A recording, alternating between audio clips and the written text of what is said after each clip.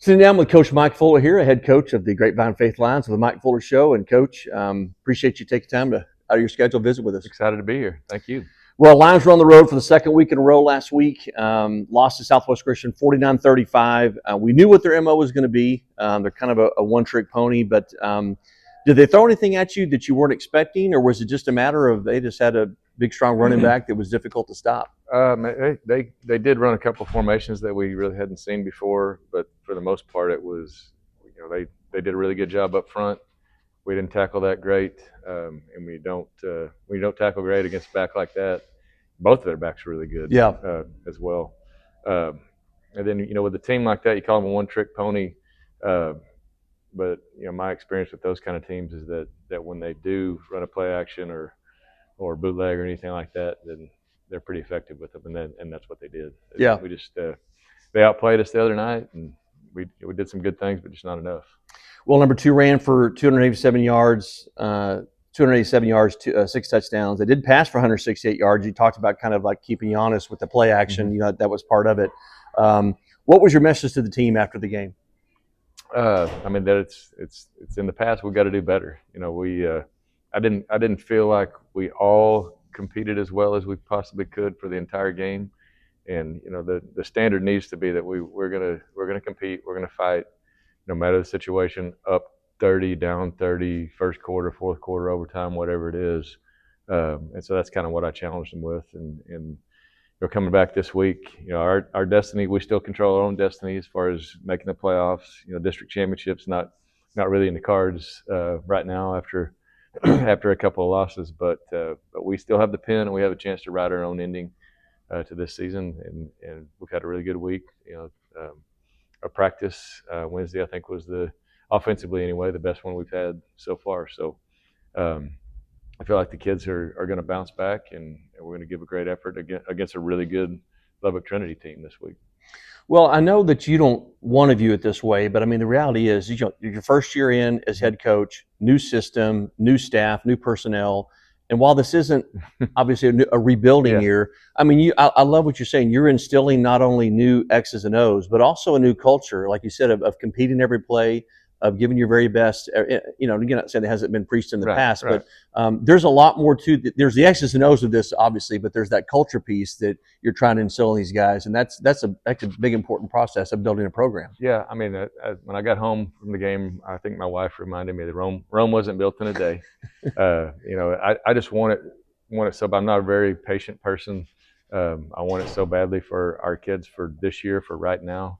And we've seen some improvement, some really good things this year. We're just looking for a little bit more consistency, a little more intensity at all times, and just better execution, across the board.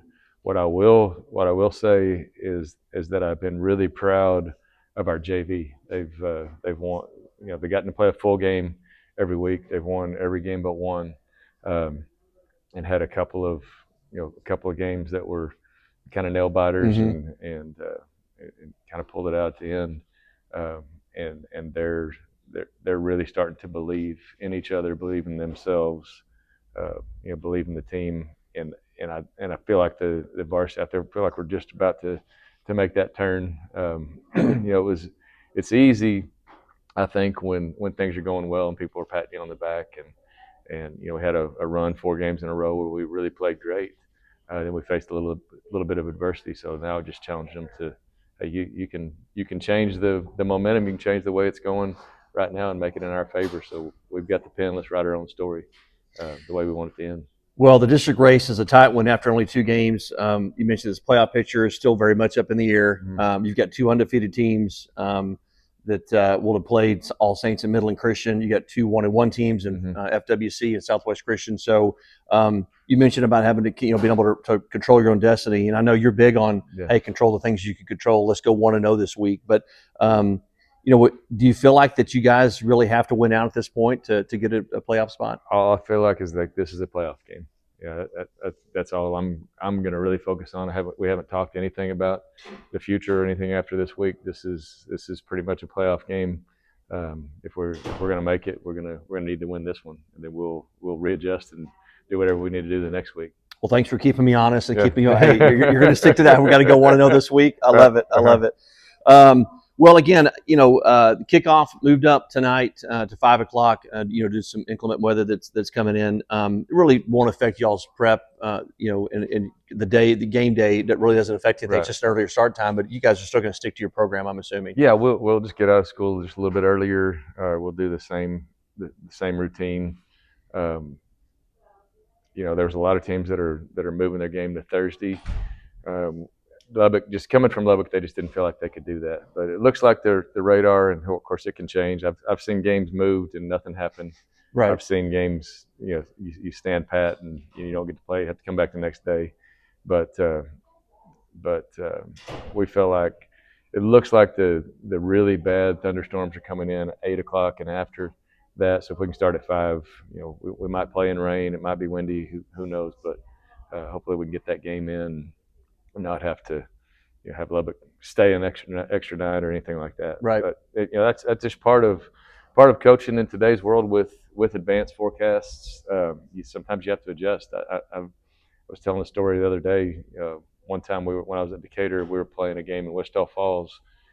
It was a 7 o'clock kickoff, and at about 10 o'clock that morning, that kickoff changed from 7 to 4. So we had to scramble real quick and get on a bus and go up there to play Hershey, and it worked out. You just that's part of being an athlete is adjusting to what you see. We've changed the days of games before, but whatever.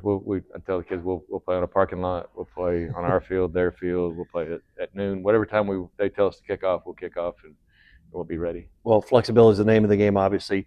Well, Trinity doesn't share any stats on Max Prep, so I really haven't been doing much homework on them. But I know you guys have watched film and you've got info. What can you tell us about kind of their schemes and any key players that we should be on the lookout for? So defensively, the scheme that we're going to see this week is very similar to the one we saw last week.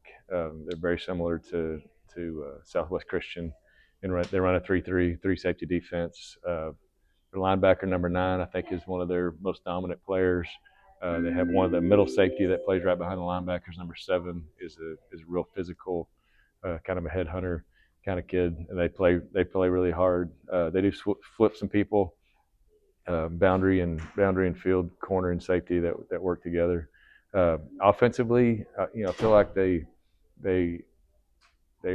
at heart a triple option team out of the gun, but they don't run a whole lot of triple option, at least this year. So that we've seen on film. They do a good job of throwing the ball. They're a really good football team. They played some pretty good teams and they give great effort. And it's going to be a good challenge for us, and I feel like we're going to be ready for it. Yeah, one thing that stuck out to me, and I may be making more of this than I need to, but they were up on All Saints 24-14 at halftime, ended up losing 38-30. I mean, and I'm sure you've watched film on that. Do you take anything from that, or is my feeble mind just reading too much into it? I mean, I don't know. I think in this business, if you try to apply the law of transitive properties to high school football, there's a name for that, huh? It's a lose. Yeah, like they beat this team by this much, that means we should beat that. You can't do that. Every Friday night is an individual deal, and they played great. They came out and played really hard. I think they hit All Saints in the mouth. It looked like on film to me that All Saints was trying to knock them out. Early they threw deep a million times. Or not really a million, but just kept chucking it deep early in the first half and weren't hitting on it. Their quarterback got hit a few times, and finally just wore them down. But that was last week. I'm sure they'll have some confidence from that, and they'll be confident. We'll be confident, and we'll play this game as it's presented to us. Sure. Well, like you said, Coach, another opportunity to go 1-0 this week. As the Lions host the Lions of Lubbock Trinity Christian. So good luck tonight, and as always, we appreciate the time. Thank you. That's head coach Mike Fuller of the Grapevine Faith Lions. Kickoff moved up to 5 p.m. tonight. That's coming up next right here on the Grapevine Faith Sports Network.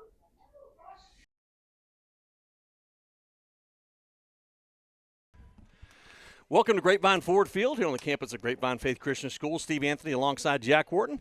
Our producer-director, Brian Partridge, here for this afternoon's game between your Grapevine Faith Lions as they host the Lubbock Trinity Christian Lions. So, Jack, already having started the game, laughing. I'm going to be laughing. confused. The Lions, we'll just say, hey, great play by the Lions, right? So defensively or offensively. That was your same line from last year, too. I know. By the way. I don't have anything original. Yeah, this is breakfast at Wimbledon today. It feels kind of like a playoff game in some ways, right? Because it's a day game. It feels like a Saturday afternoon playoff game. And in some senses, I guess it kind of is. The Lions, the Grapevine Faith Lions anyway, their future's really in their own hands. They've got to really essentially win out in order to get a playoff spot. So be interesting to see. Here's some Southwest Christian coaches coming up to scout. They're just going to sit. They're just right up here in front of God and everybody, I guess. So. Well, they're on our sideline, Steve, and we've already lost to them. So yes, we have. Well, I disagree with you on one point, Steve, right away. Okay. I think we got to win 2 of 3. Yeah. To make the playoffs, but this one is a must-win because well, your next 2 opponents are not. This is the easiest of the 3, and this is not an easy one. You see Trinity coming on the field. I like their colors, man, red, white, and blue, much like the Grapevine Faith Lions. Decent crowd, I guess, for last-minute travel. Man, like it was chaotic because this game was scheduled for tonight at 7:30. Then it got moved to 5:30. Then moved to 12:30. And I don't know if they drove in this morning or if they came in last night. We were told they came in last night, spent the night. Okay. And then I guess the more important question is, did you get the business on that 12 o'clock conference call, Steve? Well, I gave them the business. Oh, you gave them the business. We're increasing our pricing. It was not getting the business. It was they're gaining the business. It was giving the business. Yeah. Well, good. Sorry. Well, nobody's listening anyways. Well, I was going to say, yeah, all 2 of you that are listening. I'm sure Rick Jensen's listening from Richardson and Skip Hurst listening from Pisgah Forest, North Carolina. Last night, a couple of games of note. All Saints put it to Midland Christian. Their final was 45-10, I believe. Whoa. And then so maybe we're in that game. And then FWC played Southwest Christian, who was without their lead running back. He that's was suspended. Why did he get suspended? Code of conduct is what I was told from my source, and that's all I was told. Brian was saying it was because of the tattoos, and maybe he forgot to take the sleeves off when he went into his shift at Applebee's. There was rumor, and I'm not one. Rumor and innuendo. I'm going to find out, and I'll say it. As Steve. Hee-Haw says, I'm not one to go around repeating rumors. You better be sure and listen close the first time. Steve, I don't know if you know this or not. I don't care about getting fired off this broadcast. This has been 4 years of game by game basis. This is true. We've been on suspended twice, or golf trips, whatever you say. But we've been on a week-to-week basis, haven't we? Yeah. Yeah, so I guess Southwest Christian plays them next week, I guess? Yeah. Is that the plan? Yeah, that's why they're out here. Yeah, correct. Yeah, they do play them, yeah. So they've got No, in all seriousness, this is a must-win tonight, Steve. I think you put yourself up against a wall if you lose today and try to – you're going to have to win 2 of those last 2 – you're going to win both of those last 2 games if you lose today. Schedules are all out of whack for both teams. I think – out of the 2 teams, I would think Lubbock is a little more out of whack on their schedule because they had to travel by bus, spend the night. I'm not so sure they do that on their normal Friday night games in Dallas-Fort Worth. I know our kids are out of whack a little bit too. They, usually doing their walkthrough in the mornings on Friday, going to class, getting some rest in, and then, kicking off at 7:30. Well, I left 4 a.m. wake-up calls for every one of their players' rooms at the hotel. Was that wrong? Yeah. Should I not have done that? So they always said that allegedly that people would do that. And I tried to call Carlos Huerta when he was staying in Lubbock, except that it was Saturday night, but they'd already checked out. Well, the Lions will be on the road next week at Midland Christian, an important game. And I agree with you, Jack. I think first things first is Coach Fuller has been very consistent in doing of stressing that you've got to go 1-0 each week. And so his focus is, I guarantee it's not on the Cardinals, it's not on Midland Christian, it is on these Lions from Lubbock Trinity Christian. And the expectation, as we said, is for them to go 1-0. Here come the Grapevine Faith Lions out of their tunnel. You mentioned it as like a playoff game. Hey, we need to hold that American flag high. Let's get it up there a little bit there. Let's go, Austin Odette. Get it high. Odette. Yeah. You mentioned this being a playoff game. This really reminds me of the weather and the days over at when we played Brook Hill for that playoff game a couple years back. Yep. It was a Saturday kick, right? It was. Yep. Although this is Friday, but during the day, but whatever. I bet we got a lot of people listening today, and we want to do a good shout-out. Thanks for being here today, this afternoon. But it does feel like breakfast at If we do say tonight, Wimbledon. you know what we mean, right? Yeah. Everybody will know. Get ready for the prayer and national anthem. My here neighbor's shortly. daughter is going to be singing the national anthem today. Who's that? Gabriella? I don't know her very well. In fact, I just ran into him and realized they went to school here. Last name? That's a good one. Mark. But a real they don't live. They don't live. really They don't live close by me. neighbor. They haven't lived by me in a long time. Mark and Petra. A really close neighbor. Yeah, So. they're. Well, I mean, they waved at me, and I was like, kidding. hey, and I'm like, I don't know kidding. who you are. But then I realized, oh, it's Mark and Petra. But now I don't remember the last name. So we'll have the prayer here moment. I do know that Sailor James is delivering our pregame prayer, so we'll have that here momentarily. Jack's wanting to completely change things up here and open up the window. I can't. You don't have your headset on.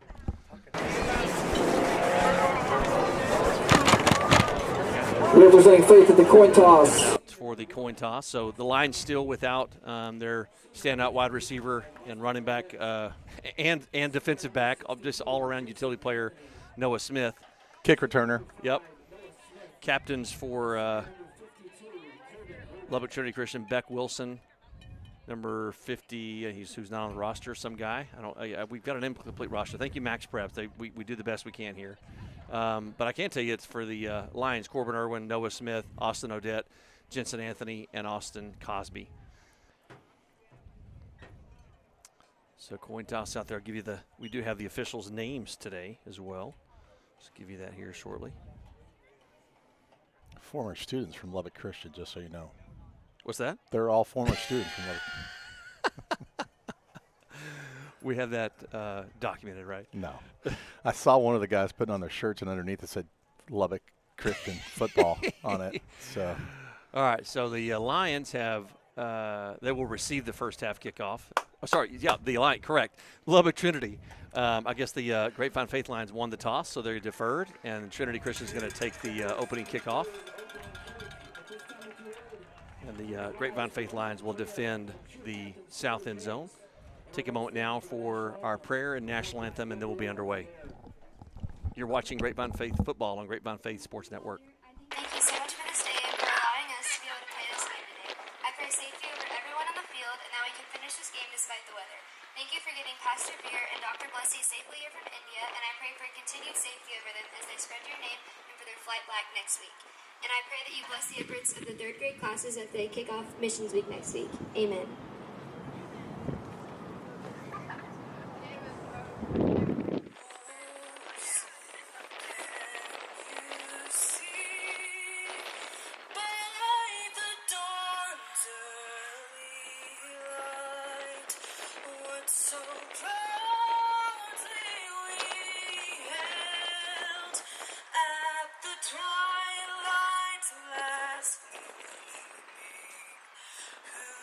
Stripes and bright stars through the perilous fight, o'er the ramparts we watch, or so gallantly streaming,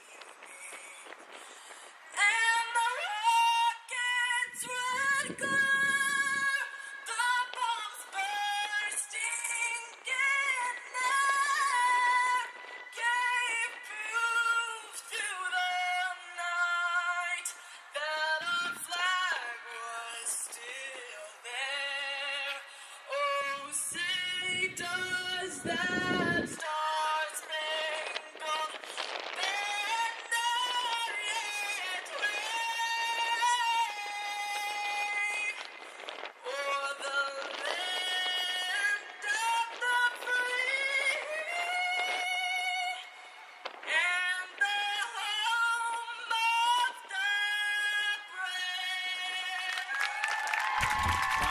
Great job there on the national anthem by Jack's really close neighbor who we don't know the name of. So, Gabriella, I just ran into him. Gabriella Adair. Mark and Great job, Petra Sailor James. Adair, yes. The lovely Sailor James gave our prayer today. And Yes, thank you, Sailor. Thank you. Gabriella Adair with the national anthem. So we are getting ready to kick off. Lions will kick to start the game. Our officials for today. Starting. Our referee, Bob Clark. Umpire, Reggie Albert. Head linesman, David Strahan, I believe. Line judge, Michael Walton. Back judge, Rob Weiss. Field judge, Harrison Eustace. And side judge, Anthony Jefferson.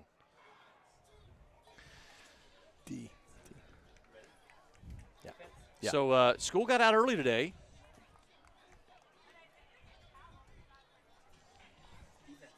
Yes. Oh, yeah, let's take a look at the starting defense for the Lions. We're all out of whack. You told me to stop. Scott Hadaway, DN Jr. Colton Edwards, defensive line, senior. Drew Seals, sophomore, DN. Luke Kelly, outside linebacker, senior. Corbin Irwin, linebacker, senior. Mateo Sharepa, middle linebacker, senior. Walker Little, outside linebacker, junior. Charlie Donovan, defensive back, senior. Cannon Hunter, defensive back, junior. Luca Lavera, safety, senior. Sterling Atkins, water boy, senior. All right, so that's a kickoff to start our game here. The Lions kicking off to the Lions. We talked about the Lubbock Trinity Christian mascot is also the Lions, so we'll be nice and confused all day long. So early kick today because of the inclement weather that's due tonight, along with the fact that this Trinity traveled from Lubbock. So this is not like a basketball game like due to power outage. You can sit around for 30 minutes. I mean, Jack, they really can't, think about the expense and logistics of trying to move a football team around. Really can't reschedule this game due to inclement weather. No. Your only option would probably plug it in on Saturday, and that's never a good option for families. Yeah, what didn't work for, I think that was discussed, but what didn't work. All right, here's a snap back. First play from scrimmage for Trinity. Right up the gut and plows forward for a gain of about 4, starting their first possession from their own 14. Good kick coverage by the Grapevine Faith Lions. 2nd and 6 now here for Trinity. I'm really shocked by the crowd. I know it's a bigger crowd on Friday nights, but I'm proud of our fans getting out here the way they did. Yeah. Well, I sure wasn't going to miss this. I told my boss to say, hey, FYI, my son's senior year, so don't expect a lot out of me on Friday nights, as it turns out on a Friday afternoon. Well, all right, 2nd down. Snap back pass out on the right side, complete, catches a couple blocks, and tumbles out over about to the 25-yard line. That's going to be enough for a first down. That'll move the chains. Yeah, another guy we don't have a number on or name on, but 53 was kind of pulling over there for Lubbock, and he really got out there and kind of made that block on Hunter. On the roster we have number 2 is Josh Marrero, who's listed as a cornerback wide receiver at 5'10", 175. This quarterback is most definitely not 5'10", and probably he may be 175, but he's a good probably 6'2", maybe 6'3". All right, low snap, but he picks it up to pass on the far side. Come on, Charlie. Charlie Donovan. Oh, he goodness outleaps gracious. him. Still on his feet, stays in bounds somehow. Charlie. Just clip him. Cannon Hunter trying to come in. They finally take him down at about the 1. I wouldn't even say that was bad coverage by Charlie Donovan. It just that kid is so much bigger than he is. Yeah, Charlie had the inside track on him. If the throw had been longer, I think it's one of those plays that Charlie might have a play on. But yeah, Dawson Ashley at 6'5". I mean, at 6'4", he's. But it was underthrown, Jack. So Charlie ended up kind of at a disadvantage because he had a beat on him. If it was a longer throw, I think Charlie definitely has an advantage there. I'm not sure how tall Charlie Donovan is, but he's certainly not 6'4". No. That's like Harold Carmichael over there. I'm surprised they haven't put Cannon Hunter on the guy. Right. They've been punishing Cannon Hunter all year, putting 6'5" guys on him. Well, he split out to the far right. 2 running backs in the backfield. He goes in motion, that was kind of a illegal wildcat. motion. Yep, there's a penalty flag coming in. They've been doing it all game, Steve. I've been watching it all game. It's just egregious false start there on number 9.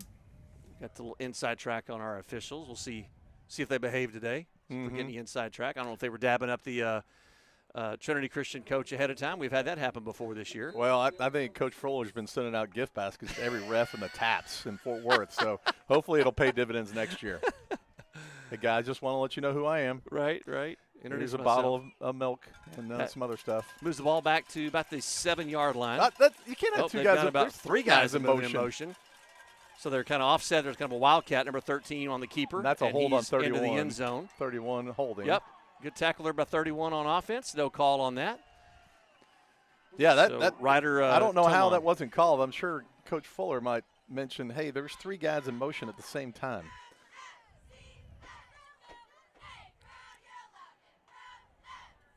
A little trickery here on their extra point, or they spread out wide. Now they come together. 1985 called, and they want that play back. Manny Mansakis is the special teams coordinator apparently over there. God. kick is up and good. So Talk pretty about quickly. somebody that would drive me crazy for Texas Tech is Manny Mansakis, special teams coach. Stupid plays that we knows call. who that is, Jack. But hey, we appreciate the reminiscence. So, there. I don't want to get off my soapbox. Sorry. That's therapy for you. All right. Well, 9:29 left here in the first quarter. Just underway here, and the Lubbock Trinity Christian Lions score on their very first possession. So we'll see if the Lions from Grapevine Faith can do the same. Jack, I really felt like the last 2 weeks we've really struggled in getting. Let's take a look at the Lions starting offense.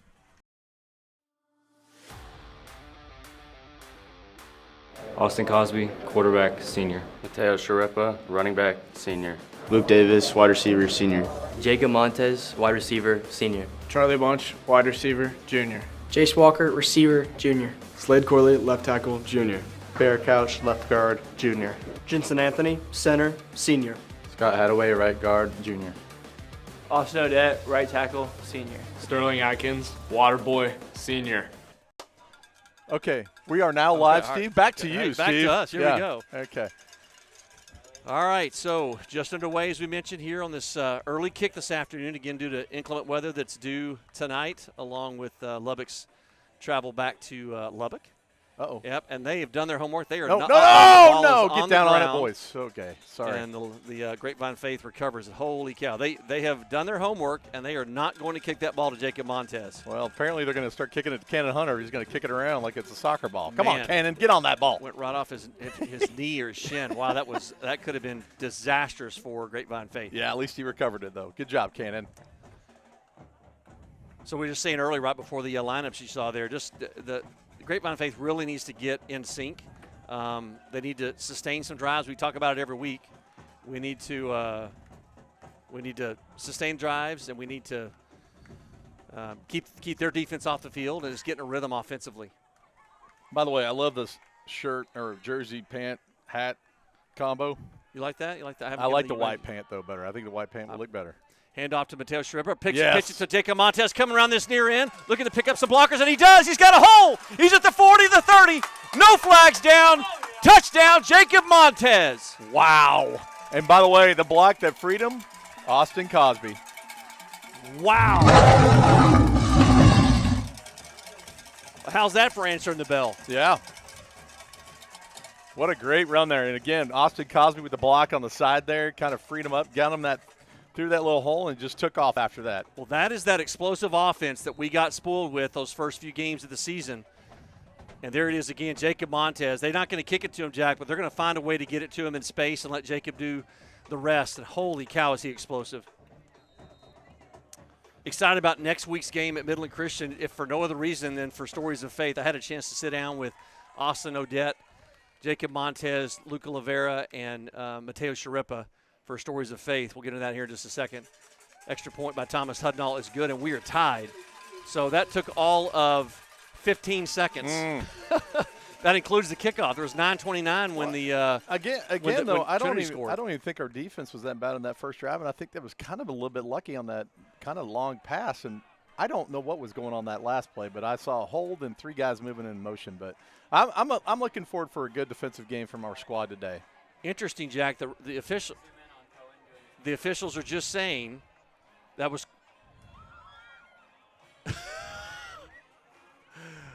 Oh wow, this is interesting. So we're on the same frequency as the officials. One of the guys said, "Hey, that was awful close to holding on that play." Which thanks for calling on that play, not on the one we actually saw it. And the guy said, "Hey, you worry about the middle." So we may have a couple of officials go to fisticuffs here. Oh wow. I want to. Part of me wants to email or call the president of Tasso chapter. Oh, there's going to be an onside kick by the Grapevine Faith. We got it. No flag down. What? Oh, no. Side judge. You'll see side judge. He's saying it's touched. How could he call that with three guys in front of his eyes? It's like that screen in My Cousin Vinny. How did that lady see them?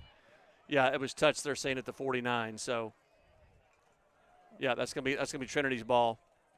But anyway, now Steve, out of all the onside kicks over the years, that was a good one. So that's the one we did against Atlas that you weren't here for, and we recovered it, and it was genius. It was awesome. I like it. I like that one. I don't like any of these other onside kicks we've had over the years. What I was saying earlier is that part of me wants to call or communicate with the president of these chapters, the officials, and say, hey, man, they need to know that people are listening to the stuff they're saying, and some of it is not good.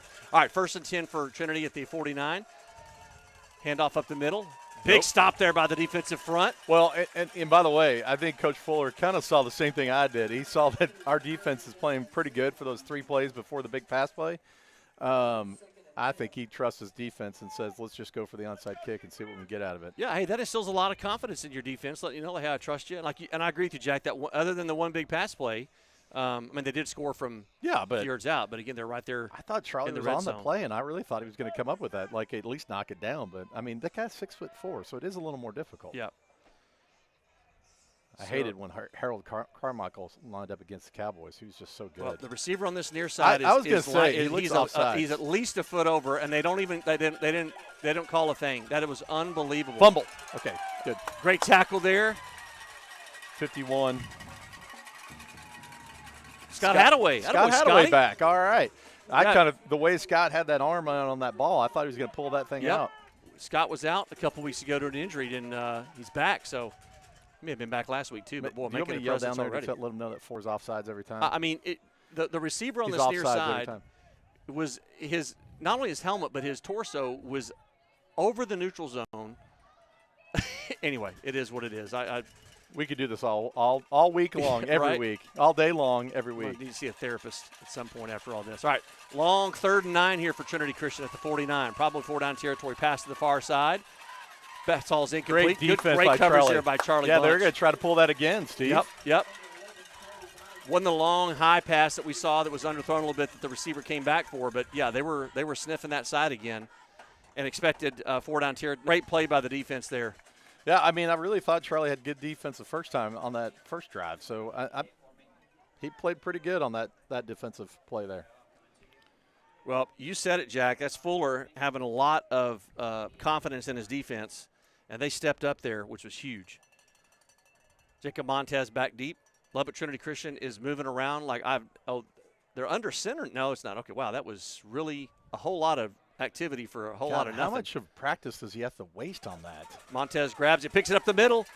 He's looking. Almost got away from that defender. If he had blockers out front. That's probably another 6. I was going to say Beckton Hogg saved a touchdown for Trinity Christian, or Lubbock Trinity Christian. What are we doing, Lubbock Trinity? Just going Lubbock Trinity. We'll okay, call Trinity. Yeah, okay. Trinity, yeah. So, Lions now back out. They scored on their only play from scrimmage so far. We're tied at 7:27 left here in the first quarter. Lions will start 1st and 10 from their own 29-yard line. I saw a post by West from Texas private schools, and he mentioned about how glad he was that everybody was playing games either on Thursday or earlier on Friday, so he doesn't have to hear from the complaints about posting a loss for teams. Right. Oh, gosh. That was a handoff to Sharippa. Comes to the near side. Stutters for a second. Runs over a couple other guys and grabs another 2 yards. Strong run there by Mateo. I got to believe that his family from Boston and New Jersey are listening or watching. If you are, let us know. Text us at 817-980-7994. 817-980-7994. Would love to hear from the Sharippa family. Here's another pass out here to the side to Charlie Bunch. I don't know how teams haven't keyed on that play yet. I mean, if I was a defensive back coach at the high school, I'd be like, hey, watch this on this play and try to intercept that pass because it really seems like it sets up so long. Tight formation here for the Lions here on 1st down at their own 43-yard line. Handoff to Sharippa, taken around the far side. He's out past midfield into Trinity territory, still on his feet. Finally taken down. That's enough. That's a 1st down run. Yeah, I think if you get him past that first line of defense. They called Scott Hadaway for a hold. So we're going to bring that one back. Away from the play, no less, too. No, I was going to say, if you get Sharippa past that first line of defense, the defensive line, it makes it real tough on those linebackers. And I'll tell you what, if I'm a DB, I'm not wanting to bring that kid down either. Right. Hey, just go ahead and score, buddy. I don't want to touch you. These guys clearly don't ever get a All Saints game because their left tackle, Steve holds every single play of the game. There, I said it. I feel better. Okay, good. My therapist said I need to get it out. My therapist said, Sterling Atkins, he gets it. He agrees.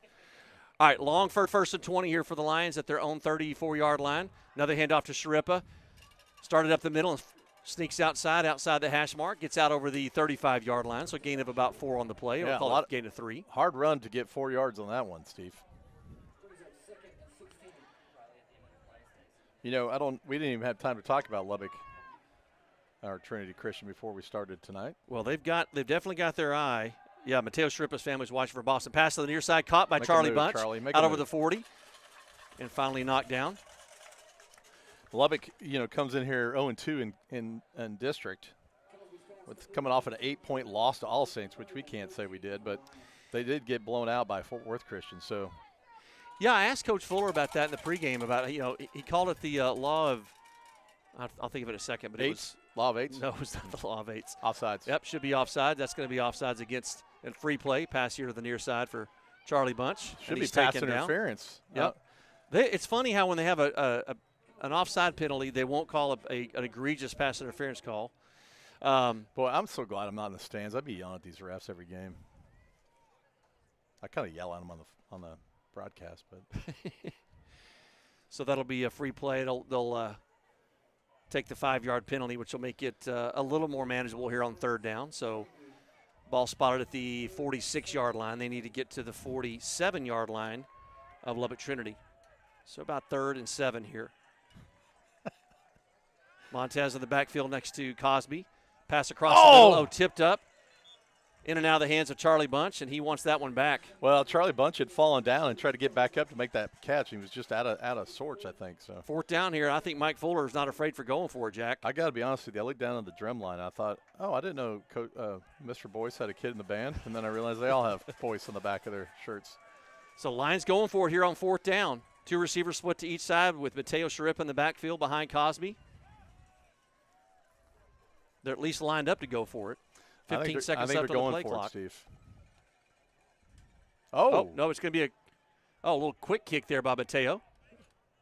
Ball goes out of bounds inside the 25-yard line. So a little trickery there. I'm okay with that. I don't have a problem with that either. That side judge is walking to the spot. Just show us a touch of hustle. Just a touch. Act like you care just a touch today, all right? Talking about the officials? Yeah, I mean, it's like he's just lazily walking over there, and it's like when I was reffing games in college, I mean, it's like my coach would always say, you can't make the AT&T call, and everybody just kind of gives them this, what are you talking about? Long distance call. Yeah, but I don't think these kids understand that. Well, this is clearly not the Southwest Christian game that got Jack's full endorsement a whopping 2 plays into the game. So that's maybe one of the best crews we've ever had. I just looked at the size and then, wow, how quickly that dissipated. Yeah, I looked at the size of the ref. So tonight is kind of 50-50, Steve. I'm not really sure. 1st and 10 from their own 22. Man in motion. Option. Pitch out to the side. Looking to pick up some blocks. Luke Kelly got tripped up for a second, but grabs him by the jersey and pulls him down, but not until running back gains about 7 on the play. Yeah, so I like big to run see there. Luke Kelly get a little more violent with that blocker and kind of get him out of the way there. I mean, he can get violent and push him back into that runner. A little Lance McElhaney, SMU, 1982. Okay, so the officials are talking. They're saying he's screaming for a hold, and when another guy jumps in, it's away from the play. So, yeah, they're going to call it. Anyway, I'm done. I'm done until I'm not. I'll chime in again on something in a second, I'm sure. All right, 2nd down and 2. Trinity at their own 30-yard line. Handoff, takes it around the right side, gets some blockers. Ooh, big run right over Luca Levera, but Luca took it like a man and grabbed him and pulled him down with him. But that's going to be enough for a 1st down. We have a offensive hold on number 13. So that's going to bring that back. Hey, so there we go, Jack.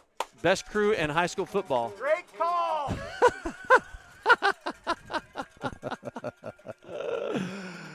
Oh, mercy.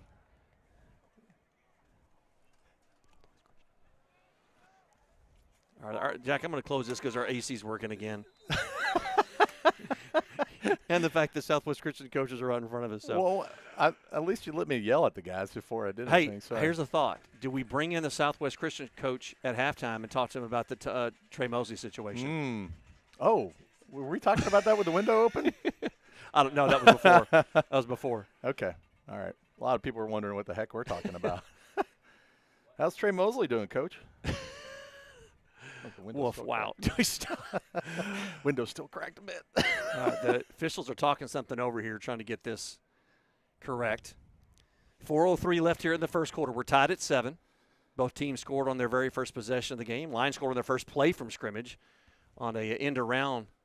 I guess technically it was a reverse since they started the play towards the left side and brought Jacob Montez in motion. He took it to the house. You know, I don't know how long the suspension for Trey Mosley at Southwest Christian is, Steve, but that kind of mixes up the whole standings too. I mean, they've still got tough games left ahead of them. All right, 3 receivers here on the near side, 1 on the far side. Pump fake. Caught. Looking to pick up some blocks. A great open field tackle there by Luke, I believe. Oh, Charlie Donovan. Nope. Walker Little. Sorry. Walker Little. Great job, Walker. Yeah, I tell you, that was a play that we used to run with Montez sitting down in that zone earlier in the season. I hadn't seen it much of it, or maybe they started guarding him a little bit better. But that's a nice play call there. It just did not turn it upfield. He needed to turn back inside. To He went. Yeah, you're right. Yeah. He turned over his right shoulder instead of his left towards the inside, which probably would have given him a few more yards. Yeah. All right, third down play here for Trinity at their own 27-yard line. Man in motion out to the side. That was illegal motion. Really, They really all knew awkward it. there. Pass here to the near side. Cannon Hunter. Did he catch that? Great. Cannon Hunter. Oh, that's an interception by Cannon Hunter. I think Cannon Hunter jammed that into his helmet. Okay, well, somebody needs to tell number 4 that they don't have instant replay. He's telling them to put on the headset and talk to New York. And, you don't have that in high school football, my friend. I don't know. He had his hands. I think he had pinned that ball against Cannon Hunter's. You can't see it on that one, I don't think. Yeah, Cannon came down with it. Came up with it, I should say. I don't know if he came down with it or not, but he sure came up with it. Yeah, so. I don't think that ref's going to get anywhere near that Lubbock Trinity Christian sideline at all. But I think he had caught that against Cannon's helmet, and Cannon had his hands on that too, and then just kind of walked away with it. So, well, big turnover here. I guess essentially like a punt. I guess if you're looking at it, if you want the silver lining, if you're a Trinity fan. Austin Cosby back with Mateo Sharippa. There's Josh Harris in motion. There's another flip here to Jace Walker. He stays on his – no, he's taken down on his elbow.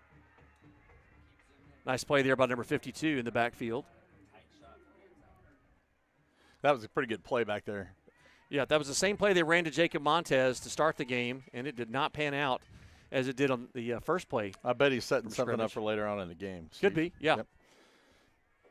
Yeah. Yeah, if they run that decoy enough.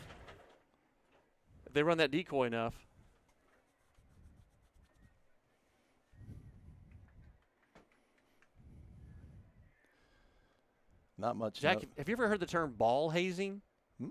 That doesn't sound appropriate. Official for just our here's a pass along the middle to Jacob Montez, who's got it. No flags. He's going to walk into the end zone. Touchdown, Grapevine Faith.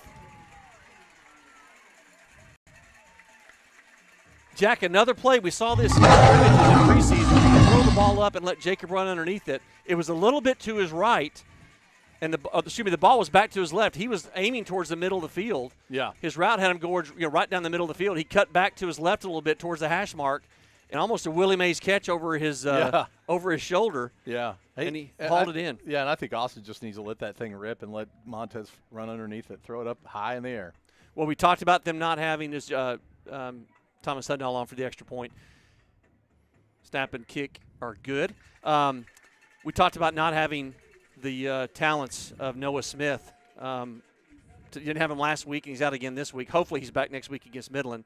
But you've got so many other weapons. Jace Walker, Walker Little, obviously Jacob Montez, obviously Mateo Sharippa, Charlie Bunch. I mean, you got so many more options and weapons at your disposal. And, man, it's great to see him capitalize. Again, that's second touchdown of the day for Jacob Montez. Yeah, and, Austin needs a good game today. I think he just needs to get his feet back underneath him. I think he lost a little confidence in that All Saints game and, kind of shook him a little bit. But, I think a couple good games here kind of gets his confidence back a little bit. I agree. That's just a personal opinion. That's not an affront to Austin or anything like that. But Steve's looking at me odd. Where's he going with this? No, I just think, that All Saints game was hard on everybody, really. I mean, kind of had a lot of head. You were headstrong getting into that game and then kind of had a lot of headwinds for those guys. And I think it kind of set the team back just a touch. A win today goes a long distance is what I was trying to get to. No doubt. All right, 14-7, 2:14 left here in the first quarter. And a line drive quick kick by Hudnall, taken right at the goal line. Oh, gosh. Good hold there on Luke Kelly. Luke Kelly got his jersey completely almost taken off by number 55. Well, I was looking at, I think it was Jace Walker got his head snapped back with a block to the head. Now, it's interesting, and guys, if you're watching, I promise we're not going to make this. We're not going to make this anymore about the officials than they're going to make it. But he did say that on the extra point that twice now Trinity has had a guy standing up. And we know that because they called we called Luke Kelly for it, and his hand was actually on the ground. So it was an incorrect call. But you cannot be standing up and then come in and make forcible contact on an extra point attempt. And he just said, hey, that's twice he's done that. I've warned the coach twice now. Next time I'm going to call it. So I guess we get warnings first a couple times. That's and then, very then public. That's very public school discipline right there, Steve. Yeah. Hey, they're better than that. Yeah. Inside handoff, up the middle, gain of about. They give him forward progress out to about the 29-yard line. And something like an extra point, it doesn't really matter. I mean, what do you get? Half the distance to the goal, or correct. On the kickoff? It's more principle to me than anything. Yeah, I agree. Though, right? No, I totally agree with you on it. I mean, you got to call it.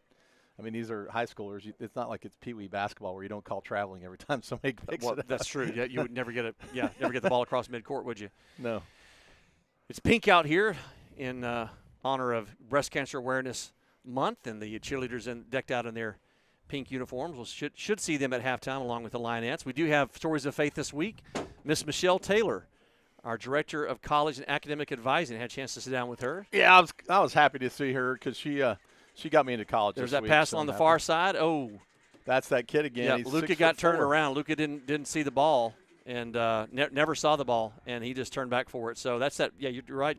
Receiver that they're going to continue to go to. And conversely, with Jacob Montez throwing it high in the air and letting him run underneath it, they're just throwing it up and letting this guy go get it. He's kind of been, he's been their only weapon so far, but he's definitely been their primary target for sure. Yeah, and number 4 over here, which maybe Trey Garcia, I'm going to guess. They've handed the ball off to Deacon Hiley a few times. Their running back who's in the backfield right now behind their quarterback. He's pretty thick himself. Yep. 2 receivers split to each side here on first down from the Grapevine Faith 20. A little quarterback option there. Finally pitches at last minute. He gets down to about the 35-yard line. Let's see where actually 36. That might drive me a little bananas if I were the coach. It seemed like very kind of non-committal on the pitch. You got to run hard and let that defensive end come up on you or some sort of guy and then pitch it. Otherwise, you should just keep and run with it. And the quarterback is a good – all right, so we just had another 13. Looked like he was trying to grapple him again, but again, we didn't have a hole because we're going to warn him a few times. Then we're going to put him in timeout, and then maybe we'll throw a flag here at some point. Yeah, the quarterback, again, I don't have his apologies to our Trinity listeners if there's anybody, but don't have a number on him. It may be Braden Jowers because he's listed at 6'4". He's a big kid, whoever he is. It looks like it's going to be a timeout taken by Trinity Christian. Thankful to our sponsors. Thankful to Reliant Air Conditioning and the Stewart family, the proud sponsors of Faith Christian School. Reliant Air Conditioning provides comfort to homeowners who don't want to be taken advantage of. Their service techs don't work on commission, and they don't use shady sales tactics. So call 2 other companies first, get their price, and then call Reliant Air Conditioning at 877-U-HERO, and you'll see why they've been gimmick-free since '83. Reliant Air Conditioning. I apologize, Steve. We've had a couple Plains Capital first downs. No, we have not. We have not had a first down.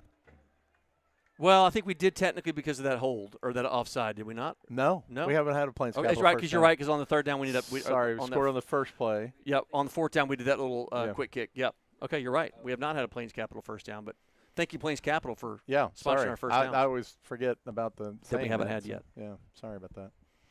They're always a first down in my book, Steve. So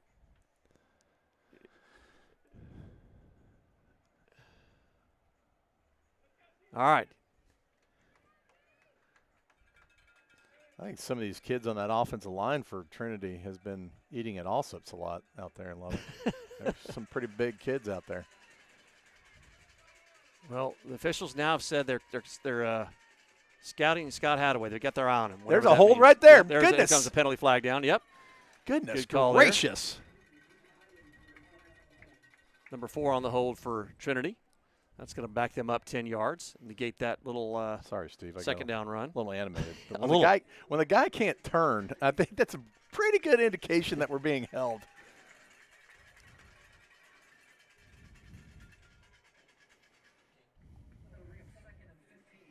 shout out to Jensen's aunt and uncle, Uncle Adam, Aunt Joelle, and his cousin Deuce watching out in Richardson. Deuce Hernandez, the great Deuce Hernandez. Appreciate you guys watching. Former Texas Ranger great Mark Brandenburg in attendance today. He usually doesn't show up to these games. He's here today. I couldn't pick him out of a crowd of one. He's right there. He's right there. Okay, there he is. Has his Rangers jersey on and everything. No, he does not. All right, second down and about 15. Pass here this near side. You got it, Cannon. You got it, buddy. Oh, great play there by Cannon Hunter. Played that one really, really well. And you know what he did great on that play, Steve? He turned his head and was watching that thing the entire time that was coming to him. 4 is fast. We've seen that already. I'm surprised they haven't gone. They've been really picking on that left side over there against right side, against Charlie Donovan. Why they haven't gone to their big, tall receiver on that side. We'll see what they do here on third down and long. Conversely, I don't think number 4 is eating at Allsups ever because he's got skinny legs. Needs to get one of those Allsup burritos. Those are my favorite. April hates when I stop to get those. I mean, those things stay with you for a week. All right, there's another option play. Quarterback pitches it out to the right side. The ball's on the ground. And we got it.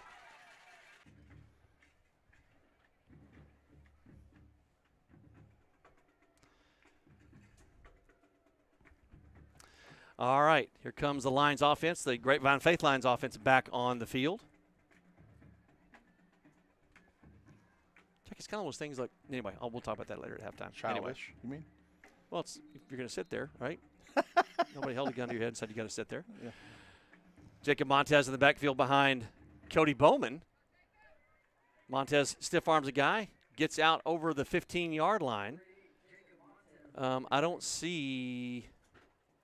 I'm looking for Austin on the sideline. If he's maybe they're just taking a different look. And as I look, I don't even see Austin Cosby on the sideline. Is he out there? Okay. Pass to the near side to Montez. A little screen pass. Picks up a couple of blocks. Out over the 20. That's enough for a first down.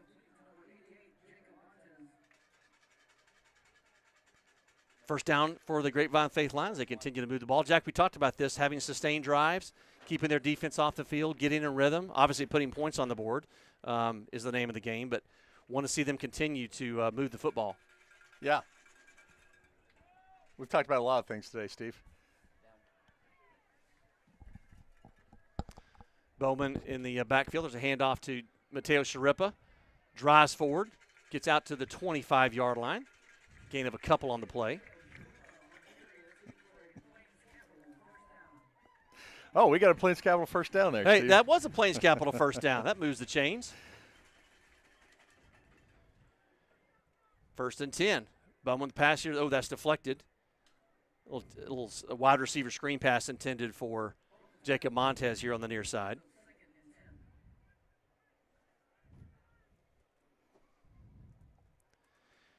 Lions leading 14-7. Grapevine Faith Lions, that is. Lubbock Trinity made the trip in last night. Stayed overnight, and this game kicked off at 12:30 sharp.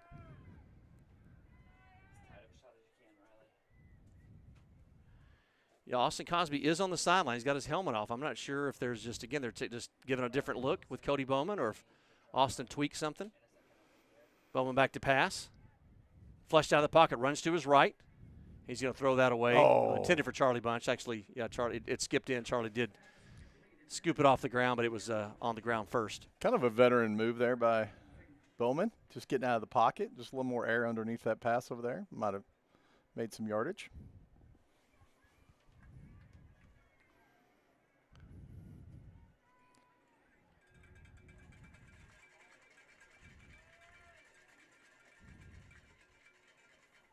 It's getting real hot in here, Steve, all of a sudden.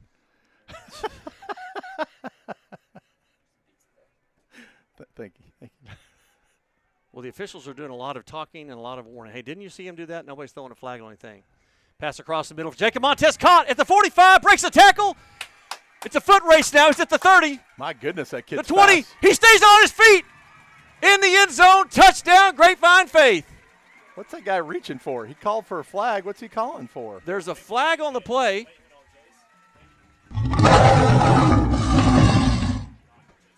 Well, I thought he was pulling out like a marker to mark where he thought maybe Montez went out of bounds, but then he threw the flag. Interesting. They called a penalty. It's against Lubbock Trinity. I'm trying to figure out who let's see what they're talking about here, see if we can get a call. It looked like 4 or 7 was involved in the fracas. Bryson Jowers. He was the last guy down there. It couldn't have been 16. He was already down on the ground. Dawson Ashley. Who was trying to tackle him at the end there? 7. Bryson Jowers. What? No, he's got that wrong. Well, okay. The official said it was on White and now signaled against Grapevine Faith. So it was a dead ball foul. Okay. We got a replay on that? Let's take a look. See what you got, Jack.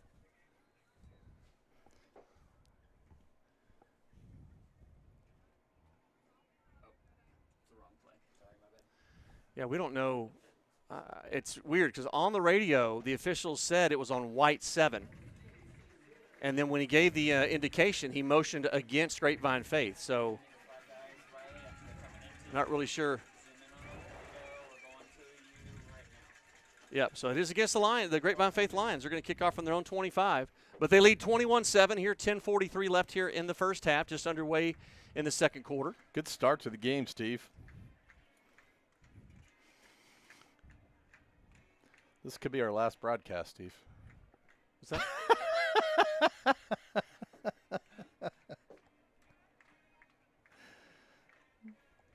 Nobody's listening. Okay, these guys don't know what they're doing. He's saying that they don't know who's got the ball, who the penalty was against, where they're going. It's super confusing. So, okay, now they got it. This guy with his lazy movement of his arms. I think he's tired of everybody talking to him. There we go. What do you think? Onside kick here, Steve? Deep in their territory. Defense playing good? Yeah.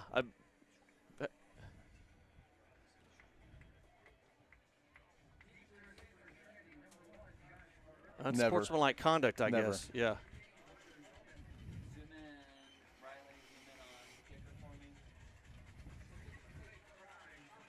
Oh, they said a late hit. So, anyway, it's this ball's going to be through the back of the end zone. I would suspect. I think Trinity's looking for it is going to be an onside kick again. Oh, he touched it. They touched it. And the Lions recover it. Walker. Grapevine Faith. Jace Walker jumps on it. Well, they even saw it coming. I was going to say, if I'm Trinity Christian, I'd stop with the shenanigans and the punts and the extra points and start working on their kick return on onside kicks. I mean, that was odd because the kid approached it and just didn't pick it up. Well, the Lions will have 1st and 10 at the Lions 38-yard line. Grapevine Faith 1st and 10. They lead 21-7. 10:39 here left in the first half. Some positive momentum. Lions have scored. Oh, Austin Cosby back in. Throwing them off, Steve. Yep, it is. It's throwing me off, so I guess it's throwing them off. There's Jace Walker in motion to the near side, back to the other side. Oh, Jacob Montez on the end around. Picks up a block. Skips another one. Finally pulled down inside the 30-yard line or right at the 30. Yeah, nice little 8-yard run. I think that's what we were having success early on in the season, too, with Jacob Montez breaking a lot of tackles. Last couple games, running space has been kind of hard. Yeah, it has been. That's been tough sledding for the running backs for Faith the last 2 weeks. That is for sure. 1st and 10. Oh, snap gets past Austin Cosby. Picks it up, scrambles out of the pocket. Gosh. He's got to throw that ball away. He got hit right in the helmet to helmet, which apparently is allowed now. We're allowing that. Yeah, he got his bell rung there. I don't know why he didn't throw that away, Jack. He saw him coming. That was a big hit on Austin. Hope he's okay.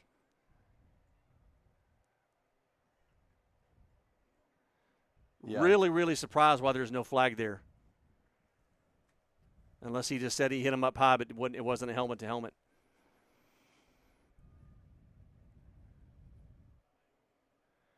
Cody Bowman's already on the field, as Austin's going to have to come out and play, obviously.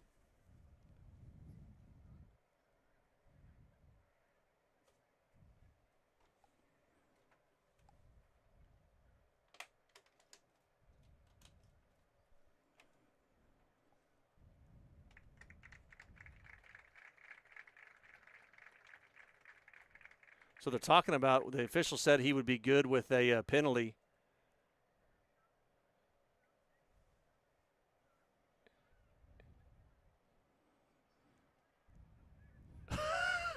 So, all right, the officials have admitted that it was helmet to helmet, but because the quarterback was falling to the ground, we got nothing. Those were his words. Unbelievable. Unbelievable. Well, and I mean, I'm hoping Austin's good, but that's good to have Bowman in there for a series at least to get kind of his feet underneath him. All right, that backs the ball up on that loss on the play. 2nd down and 20. Play action pass by Bowman. Rolls to his right. Complete to Mateo Sharip out of the backfield. He gets back to the line of scrimmage, so that's going to be a long 3rd down play.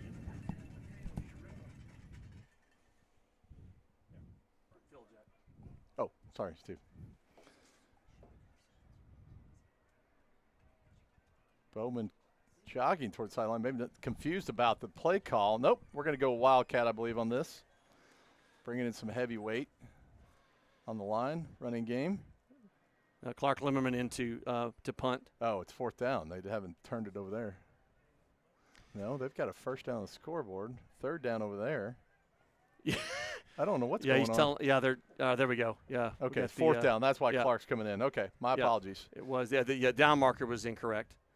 The line drive kick is going to go out of bounds. Good kick there, inside the 20. Yeah. No return on that. So Lions of Trinity will take over 1st and 10 from their 13-yard line. I feel like we got a lot of distractions today at a 12:30 kick. You would think it'd be less for us, but I feel like there's a lot going on in the broadcast, the game, the booth, everything. We got drama apparently. Yeah. So.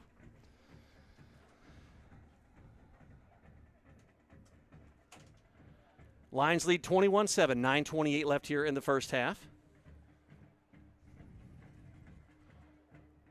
Trinity coming out to see if they can't move the ball down the field and try to put some more points on the board.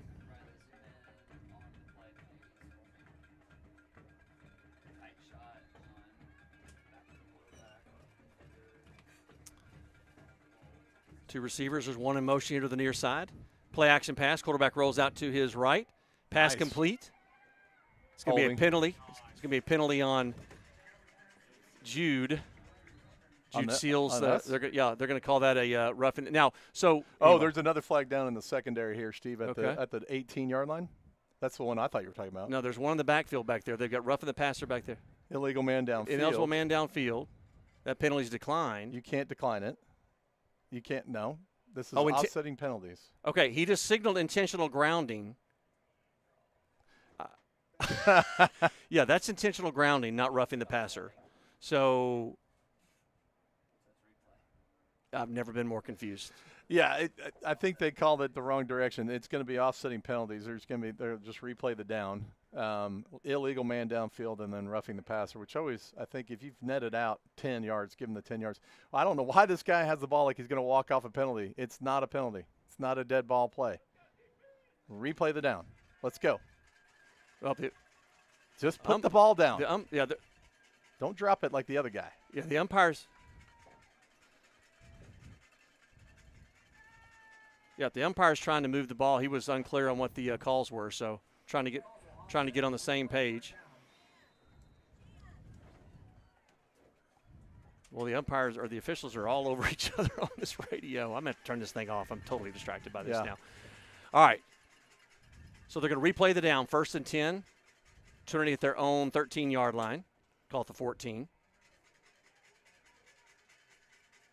Snap back, looking here to the near side. Complete right across the middle, number 13. Taken down. Way to have confidence to make that throw, Steve. That was a lot of traffic in front of him. Yep, Walker Little on the tackle there, right in the middle of the field, but not until I think that was Walker. Nope, sorry. That was Jackson Awalt. Sorry about that. Yeah, I mean, he had to throw that through 3 guys. I don't know how we didn't get a hand on one of those.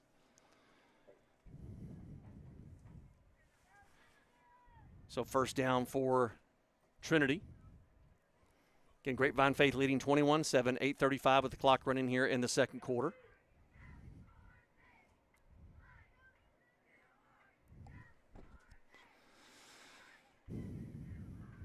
Single step back with 3 receivers on the near side, 1 on the far side. There's an inside handoff.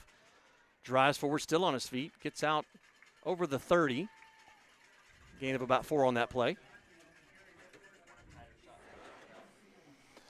Steve, it'd be good to get out of this drive without a point scored. Yeah, if you leave enough time and maybe put an extra touchdown on the board for yourself. The trainers are over talking to Austin Cosby, and they've actually got his helmet in their hand, so they're not allowing him to hold his helmet. So from what I'm looking at right now, I don't know if Austin's going to return to this football game, Jack. I hope that's not the case. Apparently, even though it's helmet to helmet, because he was going down, there's no penalty. It's the craziest thing I've ever heard in my life. Yeah, but anyway, another pass right across the middle. Oh.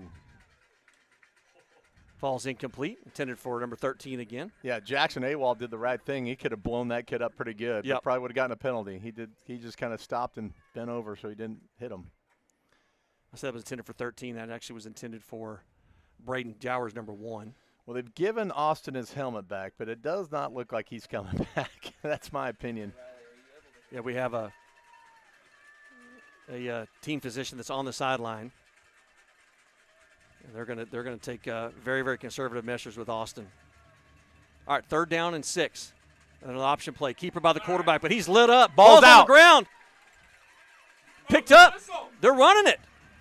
Colton Edwards has the football, taken inside the 10-yard line. That's going to be Grapevine Faith football. That's the second time. Remember I said that earlier, Steve. He had kind of had his hand on that ball and just pulled it out finally. Huge turnover by the Lions defense. That's going to give the Lions 1st and goal inside the 10. 7:24 left here in the second quarter with a 21-7 lead and looking to add to that. Colton Edwards picked that ball up and ran it. Good boy, Colt. Lisa Corley's yelling at us like she doesn't know our windows are closed, like we can hear her. I don't know if that was Slade she's yelling for or if that was Austin Odette or who that was, but a great play there by the Lions defense, and they give the offense the ball back 1st and goal. Just inside the 10-yard line. Great play defensively there. Walker and Sharip on either side. Hand off to Walker. Oh, he's hit immediately. Doesn't give up, though. Nope. That's going to be a loss of a couple on the play, though. Good penetration up the middle there by the Trinity defensive line. You got Braxton Corley, Mark Edwards, and Doug Atkins over there on the chain gang for us. Thank you, boys, for Best doing chain gang. Best Well, chain gang in the world. I don't know about that. All right, 2nd down and goal from the 12. Jace Walker slides back in the backfield next to Bowman. Inside handoff to Mateo Sharippa. Drives forward. Gets some of that yardage back and then some. Down to the 5, almost to the 5-yard line. They're spotted at the 6. So it's going to be 3rd and goal from the 6. Again, Grapevine Faith leading 21-7. Clock running with 6.5 left here in the second quarter. Big game for both teams. Lubbock Trinity coming off that 38-30 loss last week to All Saints. And of course, Lions and their loss to the Eagles against Southwest Christian last week on the road.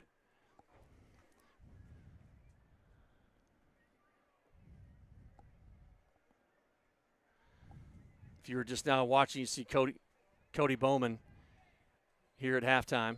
There's a penalty flag coming in. Delay a game against the Lions. Oh, yep. The timeout was called by Grapevine Faith ahead of the before the play clock ran out. It's going to be 3rd and goal from the 6.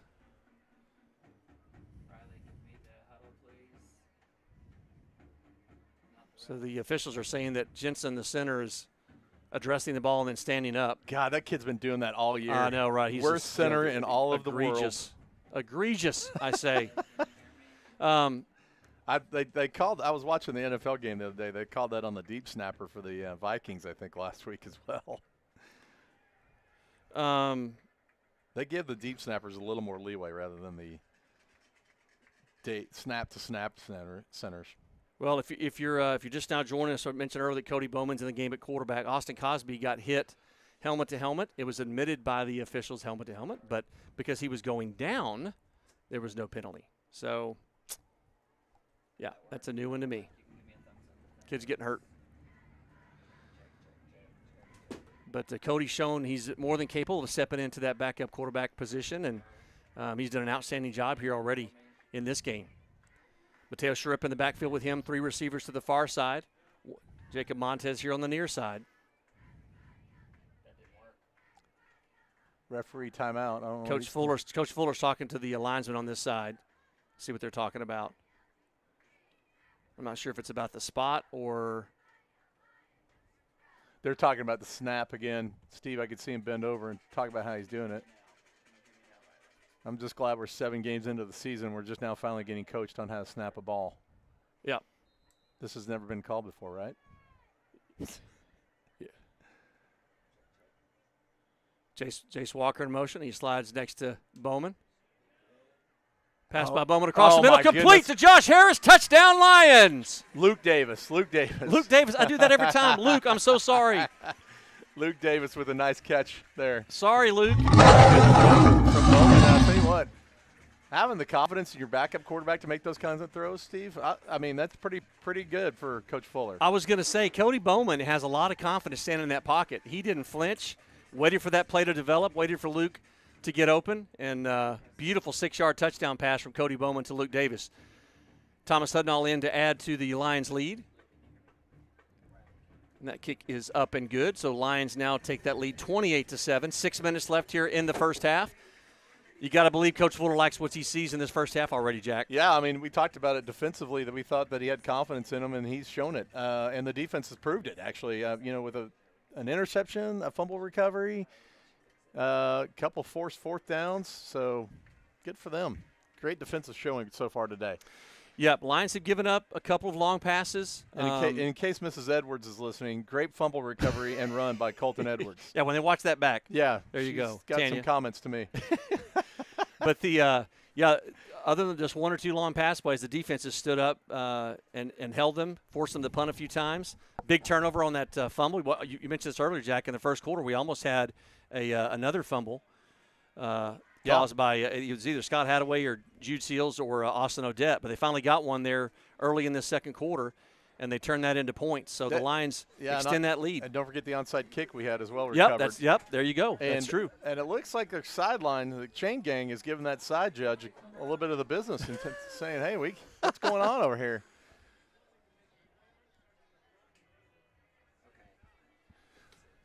That's a good student turnout today too, Steve.